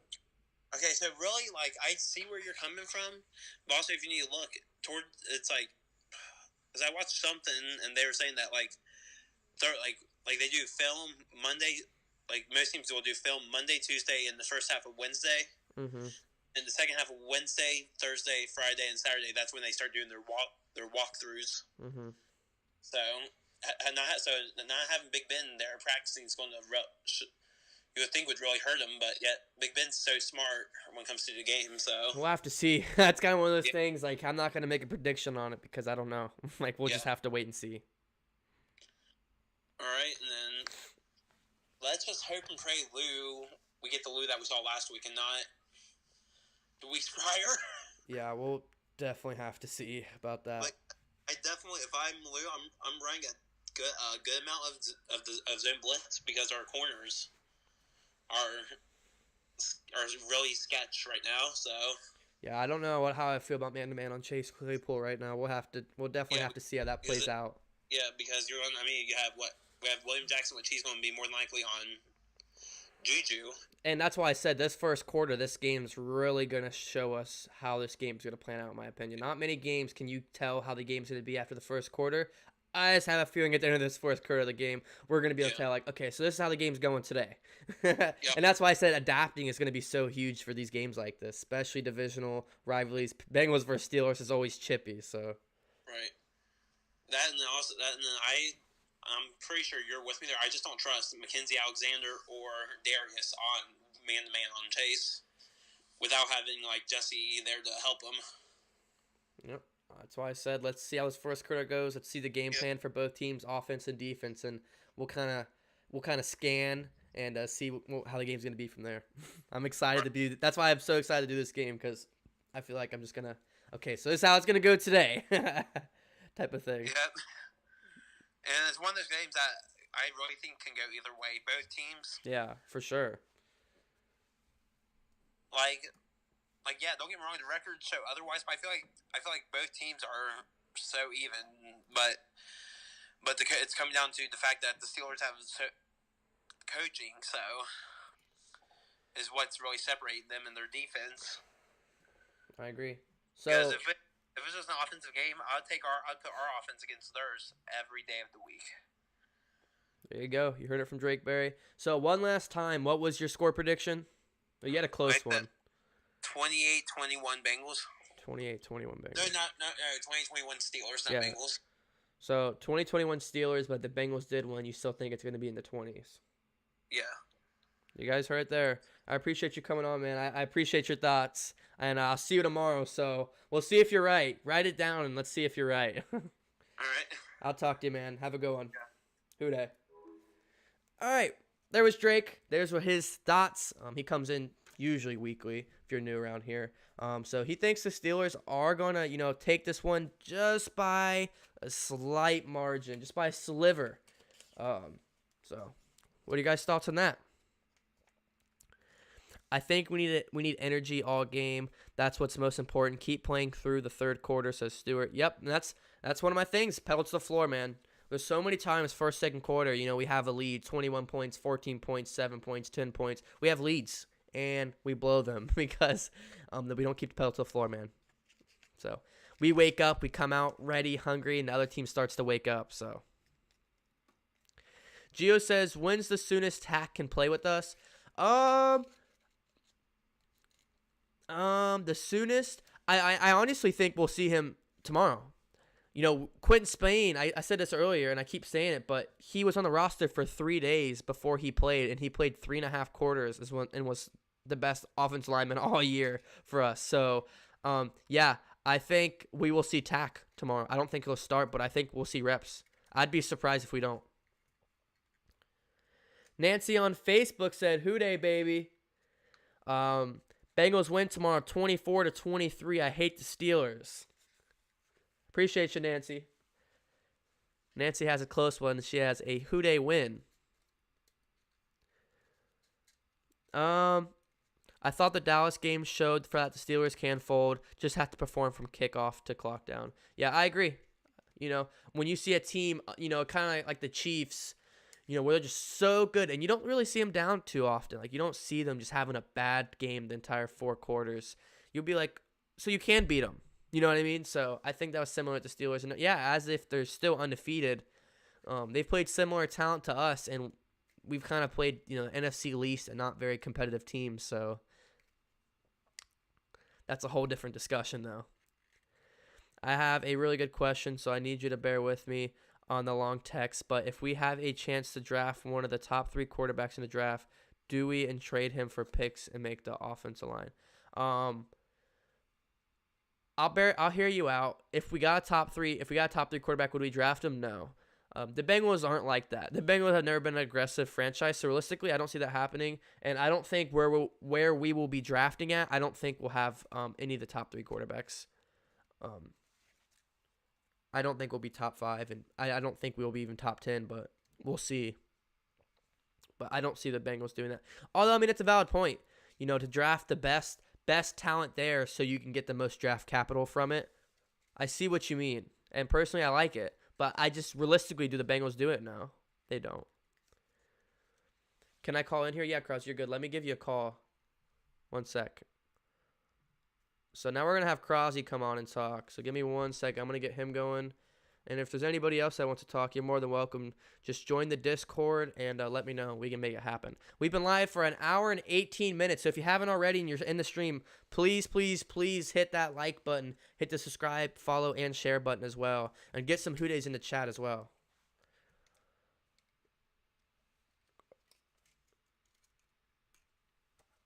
All right. So I'm about to give Krause a call. Let's see.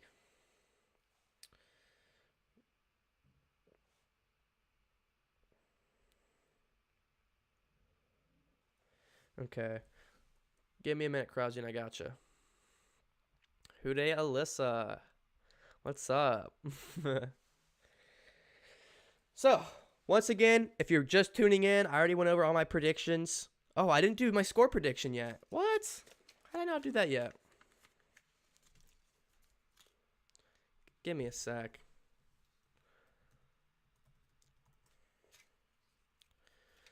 They've had 28, 38, 27, 28, 24. So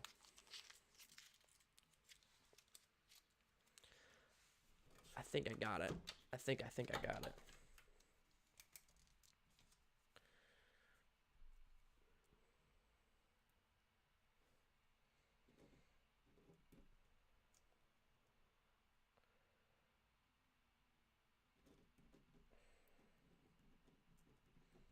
All right, I got my score. I'm not ready to give it to you guys yet.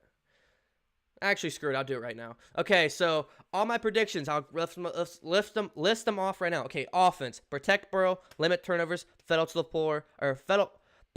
the floor.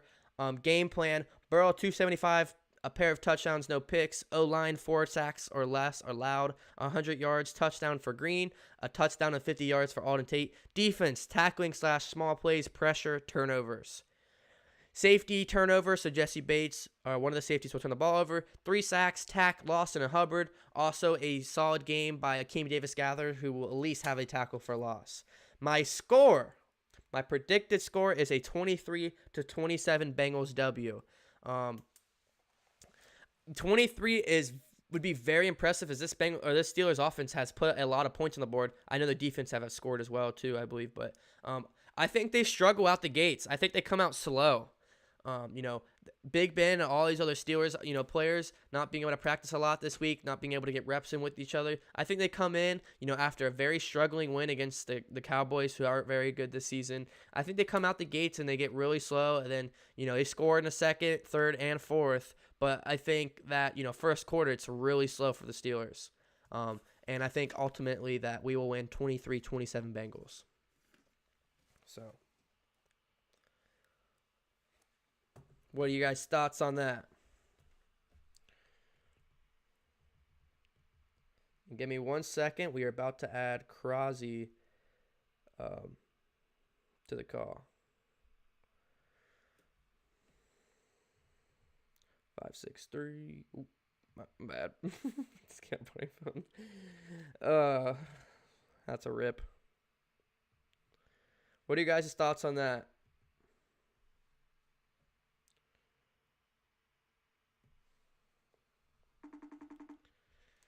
All right. Hopefully you have an iPhone. I'm FaceTiming you. Although I won't show your face. All right, man. What's up? Okay, so here is Crosby. He is going to go ahead and talk about his predictions about the game. If you have any questions or anything, but if not, you're good to go, man. The floor is yours. All right, so we're starting on offense. I'm going to start on offense, all right? I personally think that Burrow will be having over 300 yards passing-wise. Okay. And I think he'll have 2 TDs or like 2 or 3. I see Higgins getting a 75-plus yard game and a touchdown. All right. I see Boyd getting over 100 yards and a touchdown. I like it. And then Bernard, since I think Mixon will be out, right? I think Mixon's doubtful, so he'll most likely be out. But even if he plays, he won't see much action, most likely. All right, so I see Bernard getting 50-plus yards, like with passing-wise and rushing-wise. And I see him on the goal line getting he's like going to punch it in, going to get a touchdown. Okay. And then I see Burrow maybe getting a rushing touchdown too. Which I think's realistic. I think he definitely could get one in on his legs because he has to scramble out because they're going to send a blitz in the red zone. I think it's very realistic that he might call his number like he did for his first career touchdown. So. Yeah, I also see us using Alden Tate a lot because of his size, like we did last game. And I see him getting over 50-plus yards also. Okay. I like it. And then I see we using Green not as much as we sometimes did, but like I see how we haven't used him like a lot this year. And a lot of the times he's, 1, getting guarded by the best corner, and 2, he's in double coverage, so it frees up our other guys. But it's hard to do that when we're going 4 and 5 out. But we'll have to see if he's going to, step up this game or if he's kind of just going to be a decoy, kind of like he's been the whole season. Yeah. Defense? Defensive-wise, I think that we will be able to get at least a pick by one of our safeties, like what you said. I personally think it'll be Bates getting the pick. Okay, I like it. Back-to-back games with the pick. Yeah, and then I think we'll get 3 or more sacks by our defensive line. And I will see, for our O-line, I think that will allow more than 3 sacks. which is realistic. Yeah.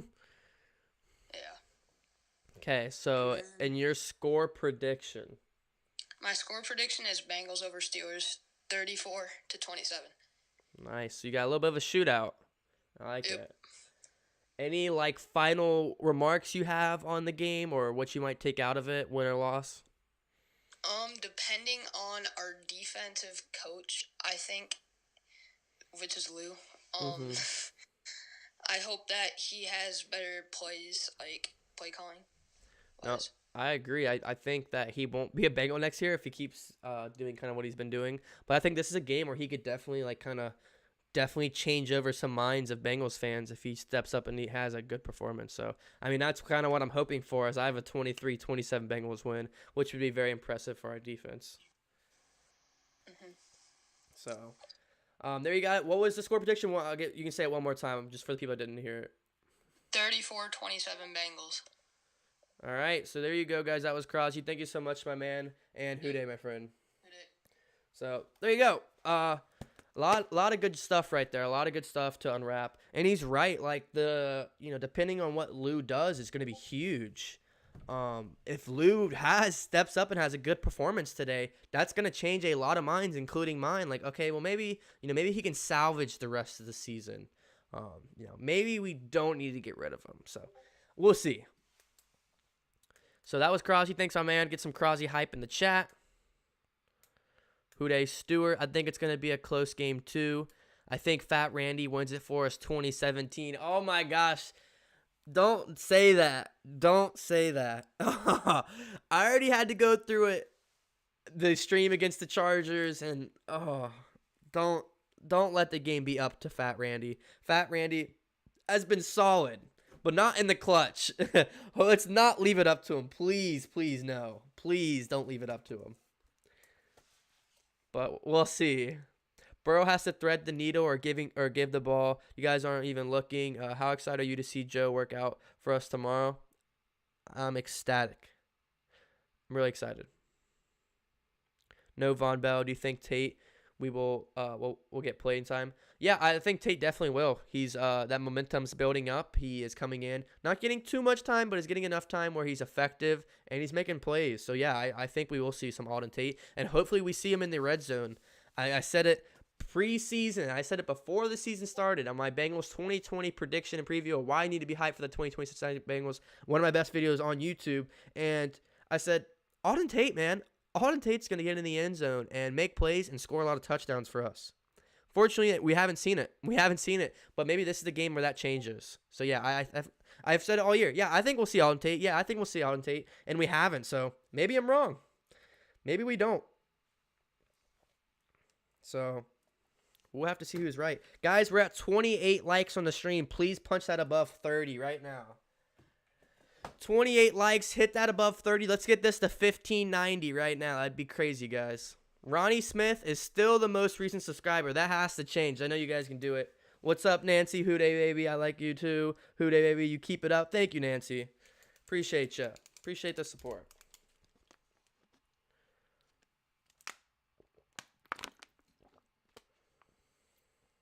Stand up for the guy, says Stewart.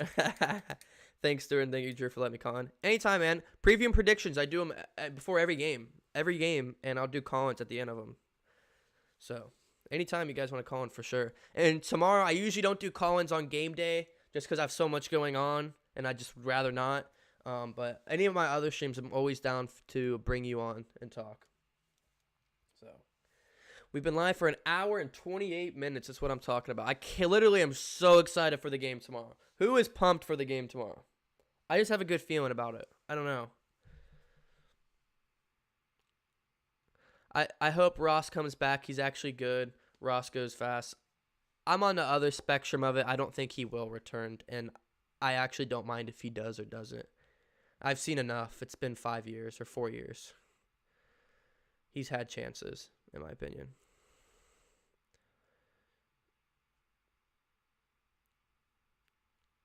Oh, wait. Is UK losing? Is UK football losing? I see you guys talking about it in the Discord. If you guys haven't already, 24-14. Man, you guys better not lose the Vandy. They're 0-5. They're terrible. Interesting.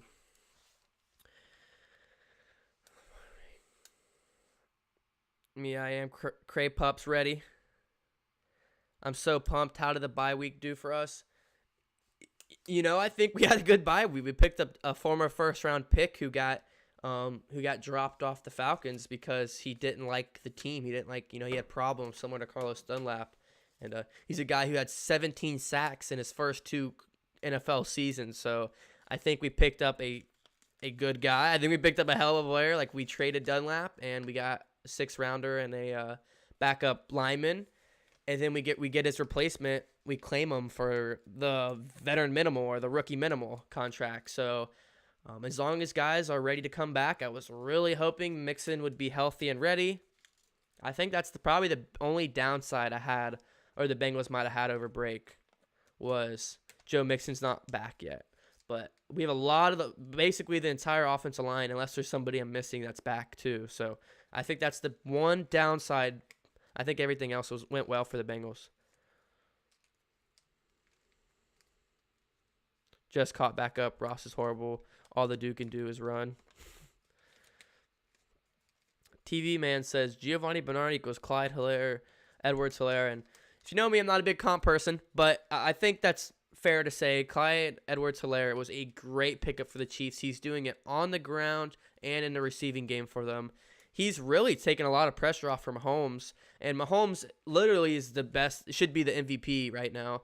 So many other ESPN and Fox Sports are all trying to make a case for anybody else. Guy has 25 touchdowns and 1 interception on the season, or something crazy like that. What? Anyways, Clyde Edwards Hilaire has been a monster for the Chiefs, and I see the comparison though. Small guy. Can runs like he's bigger than what he is. Also can do it in the receiving. I can see a little bit of the comparison.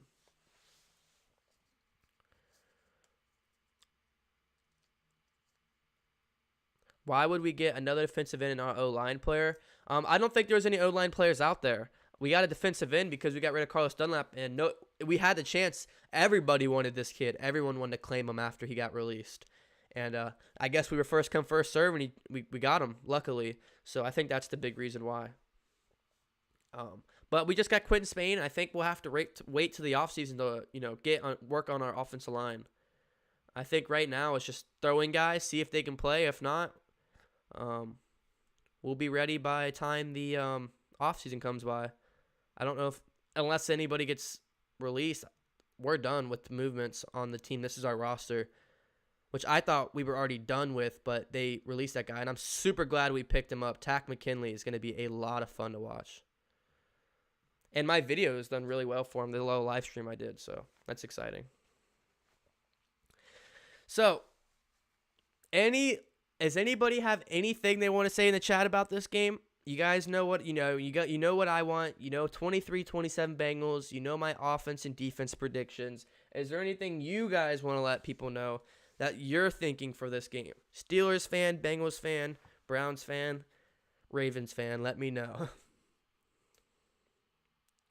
DB might be good for Ross. We will see.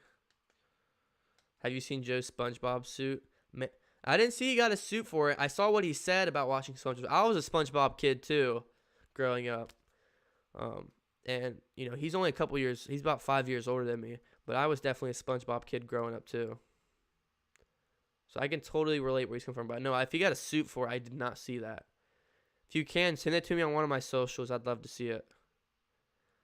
Preferably Instagram or Twitter. Do you think Bates has a chance for defense player of the year? No, because the national media continues to sleep on the Cincinnati Bengals. So I don't think we'll get rookie of the year and defensive player of the year. That's the thing. I think we'll get rookie of the year with Joe Burrow. So I don't think they'll give us defensive rookie of the year or defensive player of the year. Nonetheless, I know what he is in my heart. I don't need an award for the national media to post about it. I know who we have and what we have. The best safety in the NFL. That's what we have, so.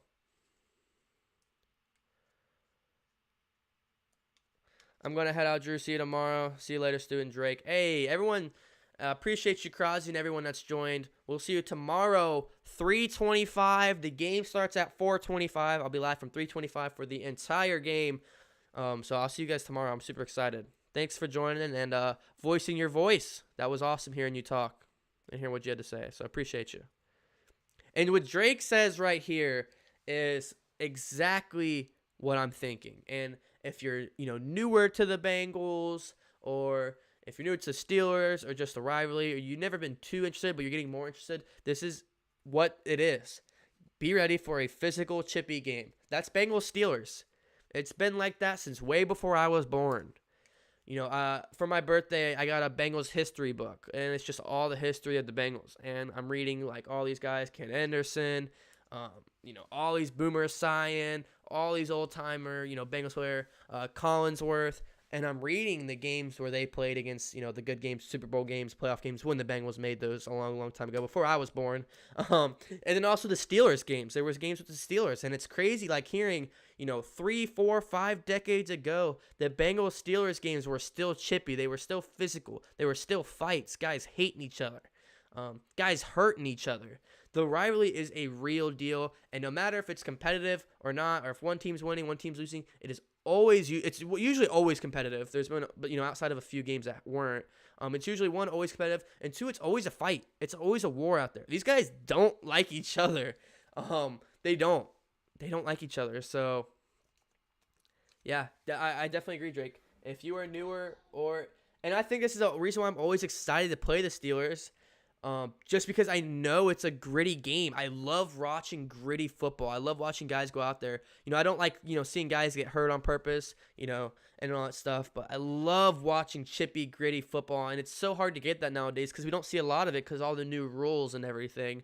But yeah, you're completely right, Drake. Get ready for a physical, chippy game. And it's interesting because there's a lot of new guys this is the first time or second or third or fourth time in this matchup. A lot of these guys on both sides outside of Big Ben and maybe a few Steelers offensive linemen, Geno Atkins, who isn't playing, and Giovanni Bernard, outside of those guys, those are the only guys that have experience in this matchup. Everybody else is basically new to it. I've only played a few games. So Burrow, Mixon's had his taste of it over the years, I'd say. Giovanni's definitely had his taste of it. I think he was in the playoffs as well. So he's had his taste of it. Tyler Boyd, AJ, and then you add guys like T. Higgins. Auden Tate's been there, done that, I guess. And then, you go to a lot of new offensive linemen. Jonah Williams, this will be his first matchup. Quentin Spain.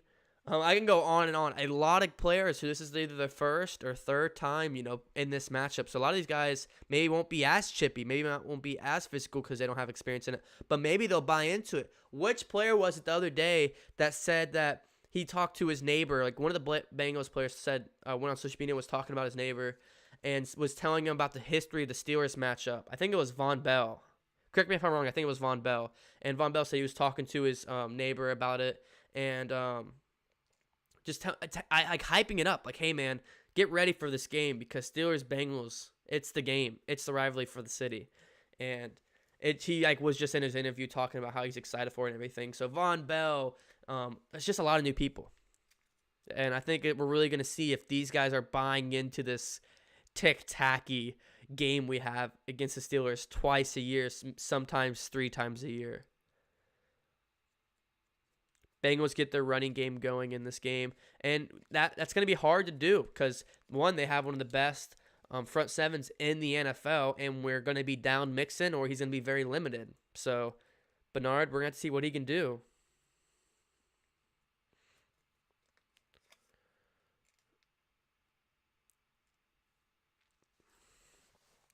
This game is going to come down to putting the brakes on Ben. Full stop. I'm not worried. I'm strangely not worried about our offensive line. Or not worried about our offense. And with our offense, I'm not too worried about it either besides just protecting Burrow because Zach Taylor is an offensive guy, and he's proved these last few weeks he can easily put up 20 to 30 points a game. So, yeah, I'm definitely more worried about our defense than our offense. But most thing that worries me is protecting Burrow before anything. So, yes, protecting Burrow. because there's been many times in history where Steelers have hurt our quarterbacks on purpose.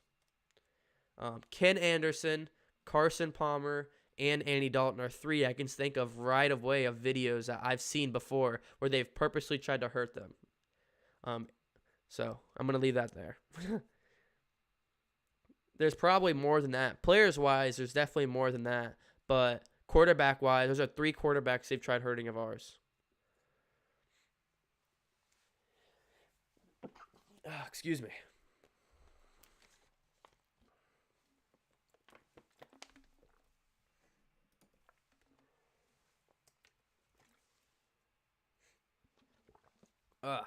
So that's something I think on top of my head. Keep Burrow safe at all costs.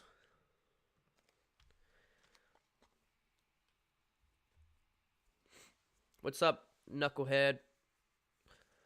I want to see a Bengals player next away game at Steelers to use their towel to clean their feet. Yeah, man, and talk about, the social media team at Cincinnati really stirring the pot for us if it wasn't stirred enough. Like, we are already looking up at this game, taking it on head on.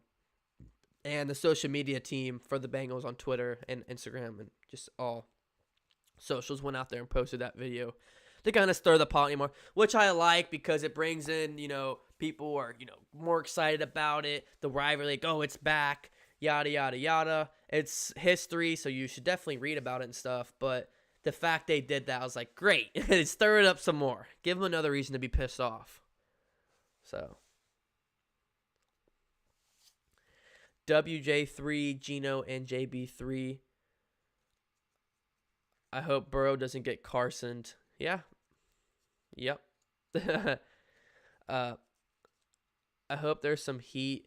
It keeps the momentum up. If we have momentum, we win. I agree, 100%. I'm terrified of seeing Burrow hurt. The stadium should blow up. See Bengals go guerrilla warfare. Yeah, if Burrow got hurt, it would not be good. So I don't even want to talk about it. It hurts my stomach just thinking about it. If we pull this off, we might be able to make the playoffs as Clips. Still would be a long road, but it'd be walking in the right direction. This game takes me back to the Juju and Perfect. Can't wait to see the game. Oh my gosh, all those games with Pac-Man.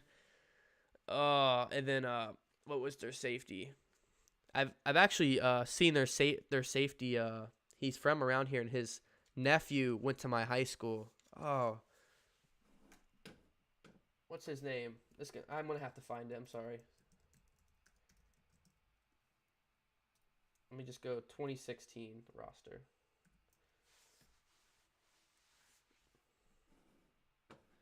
Hold on, let me go. I'm going to have to find this guy. It's going to bug me if I don't. Mike Mitchell. He's from Fort Thomas, Kentucky. So he's from about 10 minutes from me and about 15 minutes, 20 minutes from downtown Cincinnati. And so his whole family is from northern Kentucky, Cincinnati. And his nephew went to my high school, and he's playing at Vanderbilt for baseball. So I think Vanderbilt. He's at some D1 school for baseball. So athleticism runs through that family still. He didn't play football, but he played basketball and baseball.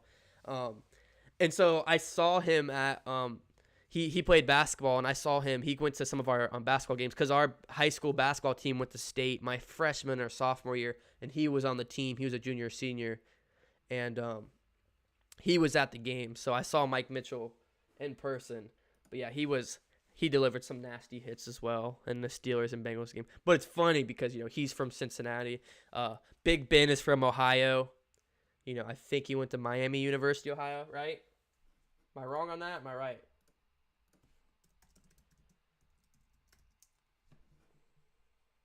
Yeah, Miami University, Ohio. I know Big Ben's an Ohio guy, which is, another reason that adds it to the history as he's whooped on the Bengals' ass a couple times, being from Ohio. I'm sure that's something he prides in. And I'm pretty sure the Bengals didn't take him in the draft. I think I might be right. I might have my Bengals history mixed up. I'm trying to work on it, but I think that adds to it. I think they passed on him, which was like his hometown team type of thing. So, but yeah, going back to the Juju and Perfect, Man, Burfict was such a hell of a player. If he could just keep his head out the gutter and not make dumb plays, man, he'd probably still be a Bengal today. Oh, I love the grit he brung. I didn't like him taking guys' heads off on purpose and hurting the team's chances of winning, but I love the tenacity he plays with the team, or plays the game. That sucked. And I think he's out the league now. I know he went to the Raiders, and the Raiders released him, and they paid him pretty good too, and I'm pretty sure he's out the league now. At not too old of an age, if I'm correct. And then Juju, and Juju got his revenge and came over the slant, just knocked him out. I was like, oh my gosh. That was, of recent history, that's the top of the Bengals Steelers, in that 2015-2016 playoff matchup. That's of recent history. That's, what you got to look at when you think Bengals Steelers. So I'm excited. I definitely am for sure. They should bring Pac-Man in to talk to the team and pair them. Yeah, Pac-Man, man, whoo, those games. He's hurt us a couple times, but he made some big plays too. And I don't think they'd be bringing him in after a few weeks ago, what he said about the Bengals on social media. Not sure if you saw what he said on Instagram about the Bengals media, but they probably wouldn't bring him in after what he said about the Bengals. DC, thanks for the stream. I got to run. Thanks for helping me out with all your thoughts. I got you, Stuart, and I'll be looking forward to seeing you tomorrow, my man. Have a good rest of your Saturday. And WHODEY. Thanks for the streams. I love them. I just moved to Cincy to Miami, and I can't get the games, but I love watching you every Sunday. I appreciate you, man, and I'll be there tomorrow, too. 3:45, game starts at 4:25, so appreciate it. That means a lot, man. And it's crazy. Ever since I've been doing these streams, man, it's crazy. Every stream, I get people from all across the country and outside the country. That Titans game, I had people from Mexico, the Virgin Islands, another group of islands. I can't think of the name. People from California, Florida, Texas, Georgia. People obviously from Ohio, Kentucky. It's just crazy the viewers I get on the game days. Just insane. It makes me so happy. And like I said, that Titans stream, we did over 6,000, so it was crazy. And there was a lot of Titans fans, too. But the Bengals fans were popping on Facebook and YouTube, so that was fun to see.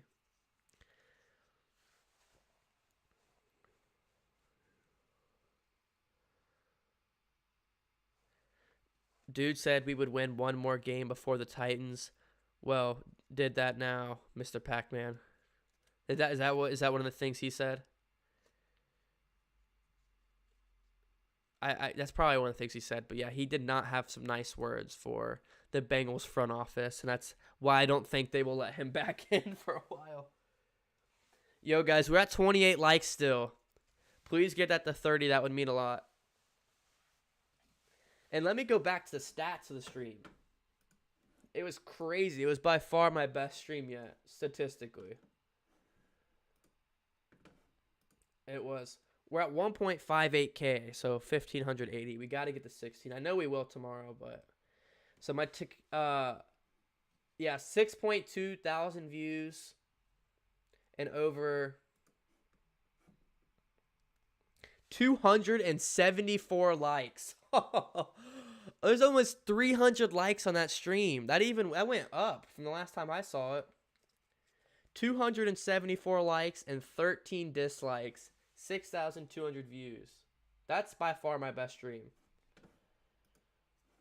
You guys, that stream, there was so many people in here at once at the end of that game, and you guys were just spamming that like button and the subscribe button. The gift button with the WHODEY was just going ridiculous. It was just subscriber after subscriber. We easily gained over 100 subscribers just that stream alone. It was crazy. Like, you guys were killing it. So...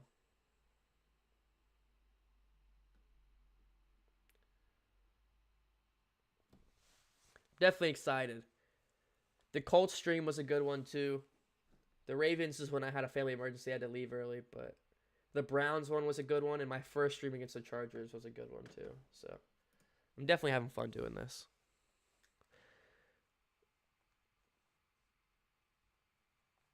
Yeah, Roach. He was not happy with the Bengals front office.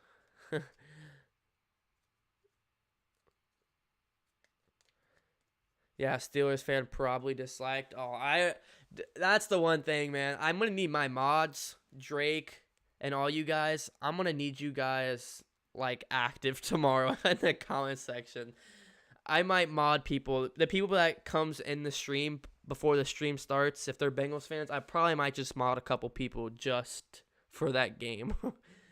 Better safe than sorry. If I'm overreacting, maybe I'm overreacting, but you know what I mean? So I guess we'll see. We'll find out rather quickly.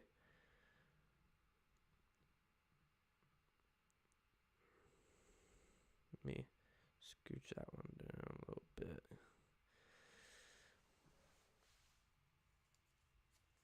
Big Ben was drafted 11th by Pitt in 2004, and we drafted Chris Perry 26. So he was gone before we could pick. Okay, maybe I was wrong. Yeah, I'm working on my Bengals history, my Bengals knowledge. You know, ever since I was born, I'm only 19. I know a lot, but that's why I got my Bengals history book, and I'm reading up.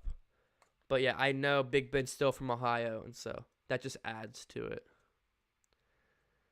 And then you also have like his rape allegations, and that's a whole nother conversation. Are you going to a Bengals game this year? Probably not. I was definitely going to go to some before COVID. I just really don't see the point with COVID. You have all these rules. You're socially distanced. You don't get loud. Tickets are dumb expensive. NFL tickets are already really expensive. You know, college tickets, NBA tickets, expensive. These NFL tickets are ridiculous. And then you add COVID in it. Oh my gosh. I was looking at Bengals tickets the other day just to like look at them. And I was going to go, like I was looking at just some of the games. And the home games, man, it's like $300 to sit in the nosebleeds. It was like $225, $255 to sit in the nosebleeds, man. And I was like, dude, no way in hell I'm doing that. So, but definitely, you know, before COVID, I was definitely going to consider it. And I was going to probably do like a vlog / like try to stream it if I could. Not stream the game, but like my reaction, which would have been really, really cool. I would have done something like that, especially if it's a close game. But I definitely would have at least made a vlog out of it. And next season, I'm definitely going to the training camps. I'm definitely doing vlog and live stream at training camps next season. So if you guys are still in the DCTV family next year, which I hope so, what's up, Tyler Elliott? Next year. I will definitely be doing that. I was gonna do that this year and take this real Bengals helmet and go get it signed, but I guess I'll do it next year, right? Go get the signed by Burrow and Mixon and all them. It's heavy, dude. It's legit. So I would really like to go get that signed, get my Bates jersey signed, get my Burrow. I'm just going to take it all. Take my little vlog camera. That would be a lot of fun. So you'll definitely see that next year. Yeah. I mean, no, if you guys are definitely in here, Sunday before the game, or like, so kickoff, come in before kickoff, because I'm too busy during kickoff to do stuff. So if you're in here before kickoff, tomorrow, I got you. Because the stream starts an hour before kickoff. I don't mind to do that. Yeah, and I'll mod LT too, Drake. I thought she was already modded. That's my bad. I could have swore she was, but my bad. We'll get that. We'll do that. Bengals rule, Steelers drool. I feel like that was stuff I said probably in junior high. Junior high beefs between... I had so many friends that were Steelers fans, and me and my Bengals buddies in junior high. Good times. I can't wait for tomorrow's game. I've been watching a lot of vids, and a lot of people think we can actually pull it off. Yeah, and I saw a lot of people against the Bengals. The only person I saw was on the Pat McAfee show was AJ Hawk.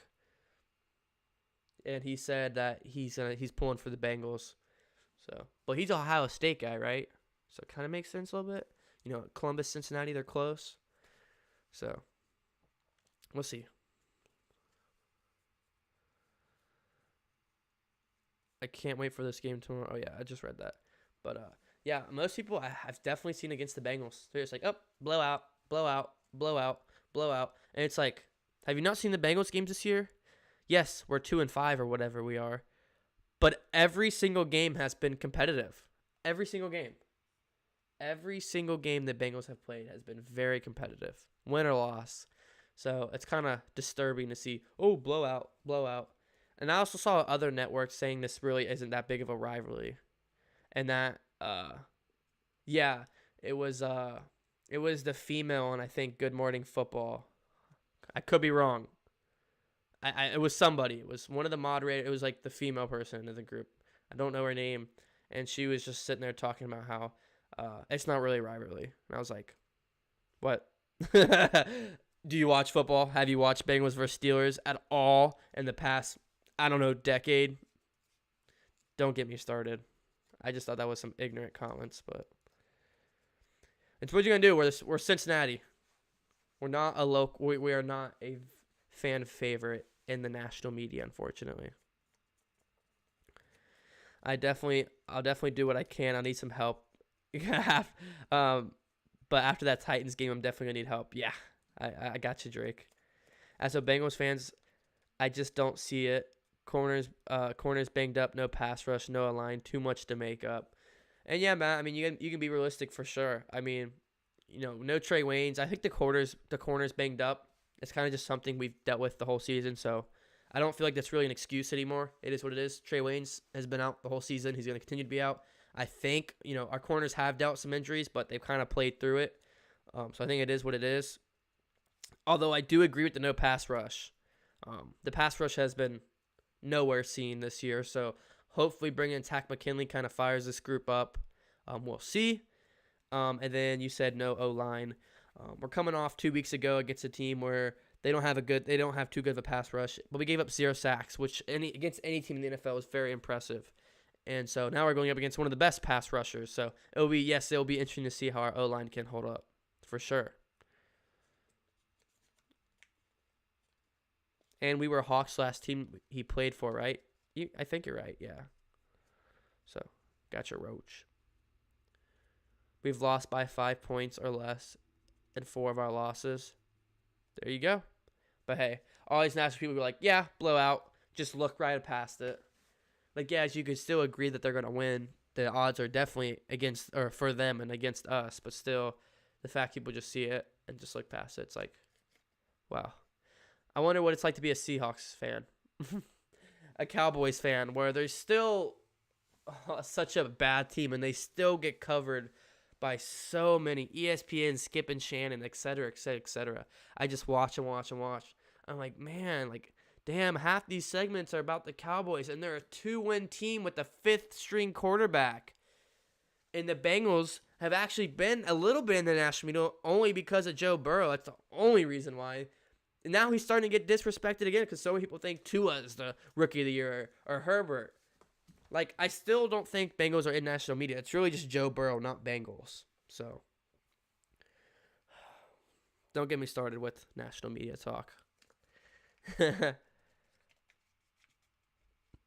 I think I know who you're talking about, and she says some of the dumbest stuff. Yeah, I think it was Good Morning Football or something, and they were going over their picks for the week, and he got to the Bengals and Steelers game, and they all picked Steelers, as expected, but then she says some dumb shit, excuse my language, she says some dumb stuff it's really not even a rivalry, Steelers fans don't even see it as one, and, just kept going on. It's like, dude.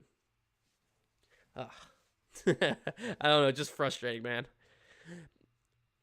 Pitt sees Baltimore as the rival because the Ravens can beat them. We have to beat them until we don't. It won't be a rivalry to them. And it's so funny. They don't say it isn't a rivalry, but if you have social media, if you're on Twitter and Instagram, they're always talking about Bengals. Always. If they're playing the Bengals or not, the Bengals are always in their mouth. So, I don't know. The day Big Ben retires and the Pittsburgh Steelers go without a quarterback, and if they try to go a Mason Rudolph, it will be such a good day as a Bengals fan. no bad luck to Big Ben. I don't want him to go out in injury or anything, but the day he retires, man, and the Steelers have to search to find a new quarterback, I will be so thrilled. But win or lose, to say it's not a rivalry, have you looked at the Bengals and Steelers history? Yeah, we've struggled as of late, but go back and look at the rivalry games. Like it was only 2015, 2016 when it was like seeing them in the playoffs and close season games, 8-0 Bengals. I think people forget that was like 4 or 5 seasons ago. That's not very long. We've been in a rebuild. We've got new coaches. We've flipped the roster. You know what I mean? Like, it happens to franchises. So, I think that Steelers fans just trying to be up here and try to put, Cincinnati down here. I think that's all it is. It really has nothing to do with it not being a rivalry. That makes no sense. That's why these games against Ken Anderson back in the day and against Carson Palmer and then Andy Dalton, where there's all these stiffy games, going into overtime and late into the fourth quarter with dirty penalties, knocking guys out, Tony Brown, Vontaze Burfict, Juju, dude, to act like this isn't a rivalry still, it's like, watch the game. These guys hate each other. They hate each other, so. I know what you mean, though, Matt, but still. That sounds like a very national media thing to say. And that's how I would reply if I had a stage in the national media. So, we've been live for over 2 hours, guys. I'll probably wrap it up here. I'm going to go over all my predictions one last time before I wrap it up. Make sure you guys are here. Hit that subscribe button. Join the DCTV family and WHODEY Nation. If you're on Facebook, follow the stream. Leave a like on both. And I will be live 3:25. The game starts at 4:25. I'll be live for the entire game tomorrow. The entire game with thousands of other Bengals and Steelers fans in this chat. Last week or 2 weeks ago against the Titans, we had over 6,000 people. So literally a ton of people will be live here talking crap, screaming at each other's heads. It's a lot of fun. So starting on the offense side of the ball, I said protect Burrow, limit turnovers, and pedal to the floor / game plan are the 3 keys to win on offense. Burrow, 275, 2 touchdowns, no picks. O-line, 4 or less sacks allowed. 100 yards and a touchdown for Green. A touchdown and 50 yards for Tate. Offense. Defense, tackling / small plays are very key to success. Bring the pressure, bring the heat, and turnovers. My player predictions: one of our safety duo will get a turnover, either Vesey Bates, Von Bell, or J.C. Bates, maybe Sean Williams. 3 sacks total for our defense, hopefully won by Tack, Lawson, and Hubbard. And then Akeem Davis-Gathered will have at least 1 tackle for loss. My final score prediction is 23-27 Bengals. I think with a mixture of turnovers and a slow start for the Steelers, we hold them to 23 points. And our offense putting up 25-plus points is just something we've done easily this entire season outside of the Ravens game. So, 23-27 Bengals. I might be disrespecting their defense a little bit. I know Steelers fans are probably going to call me out on that, but it is what it is. 23-27 Bengals, WHODEY, guys. Get knocked out as well by Shazier. Yes. Thank you, Drake. I can go on and on about the rivalry. I'm excited, guys. This is DCTV. My name is Drew Collins, and I'll see you tomorrow. Steelers versus Bengals, 4:25 Eastern Time. WHODEY, guys.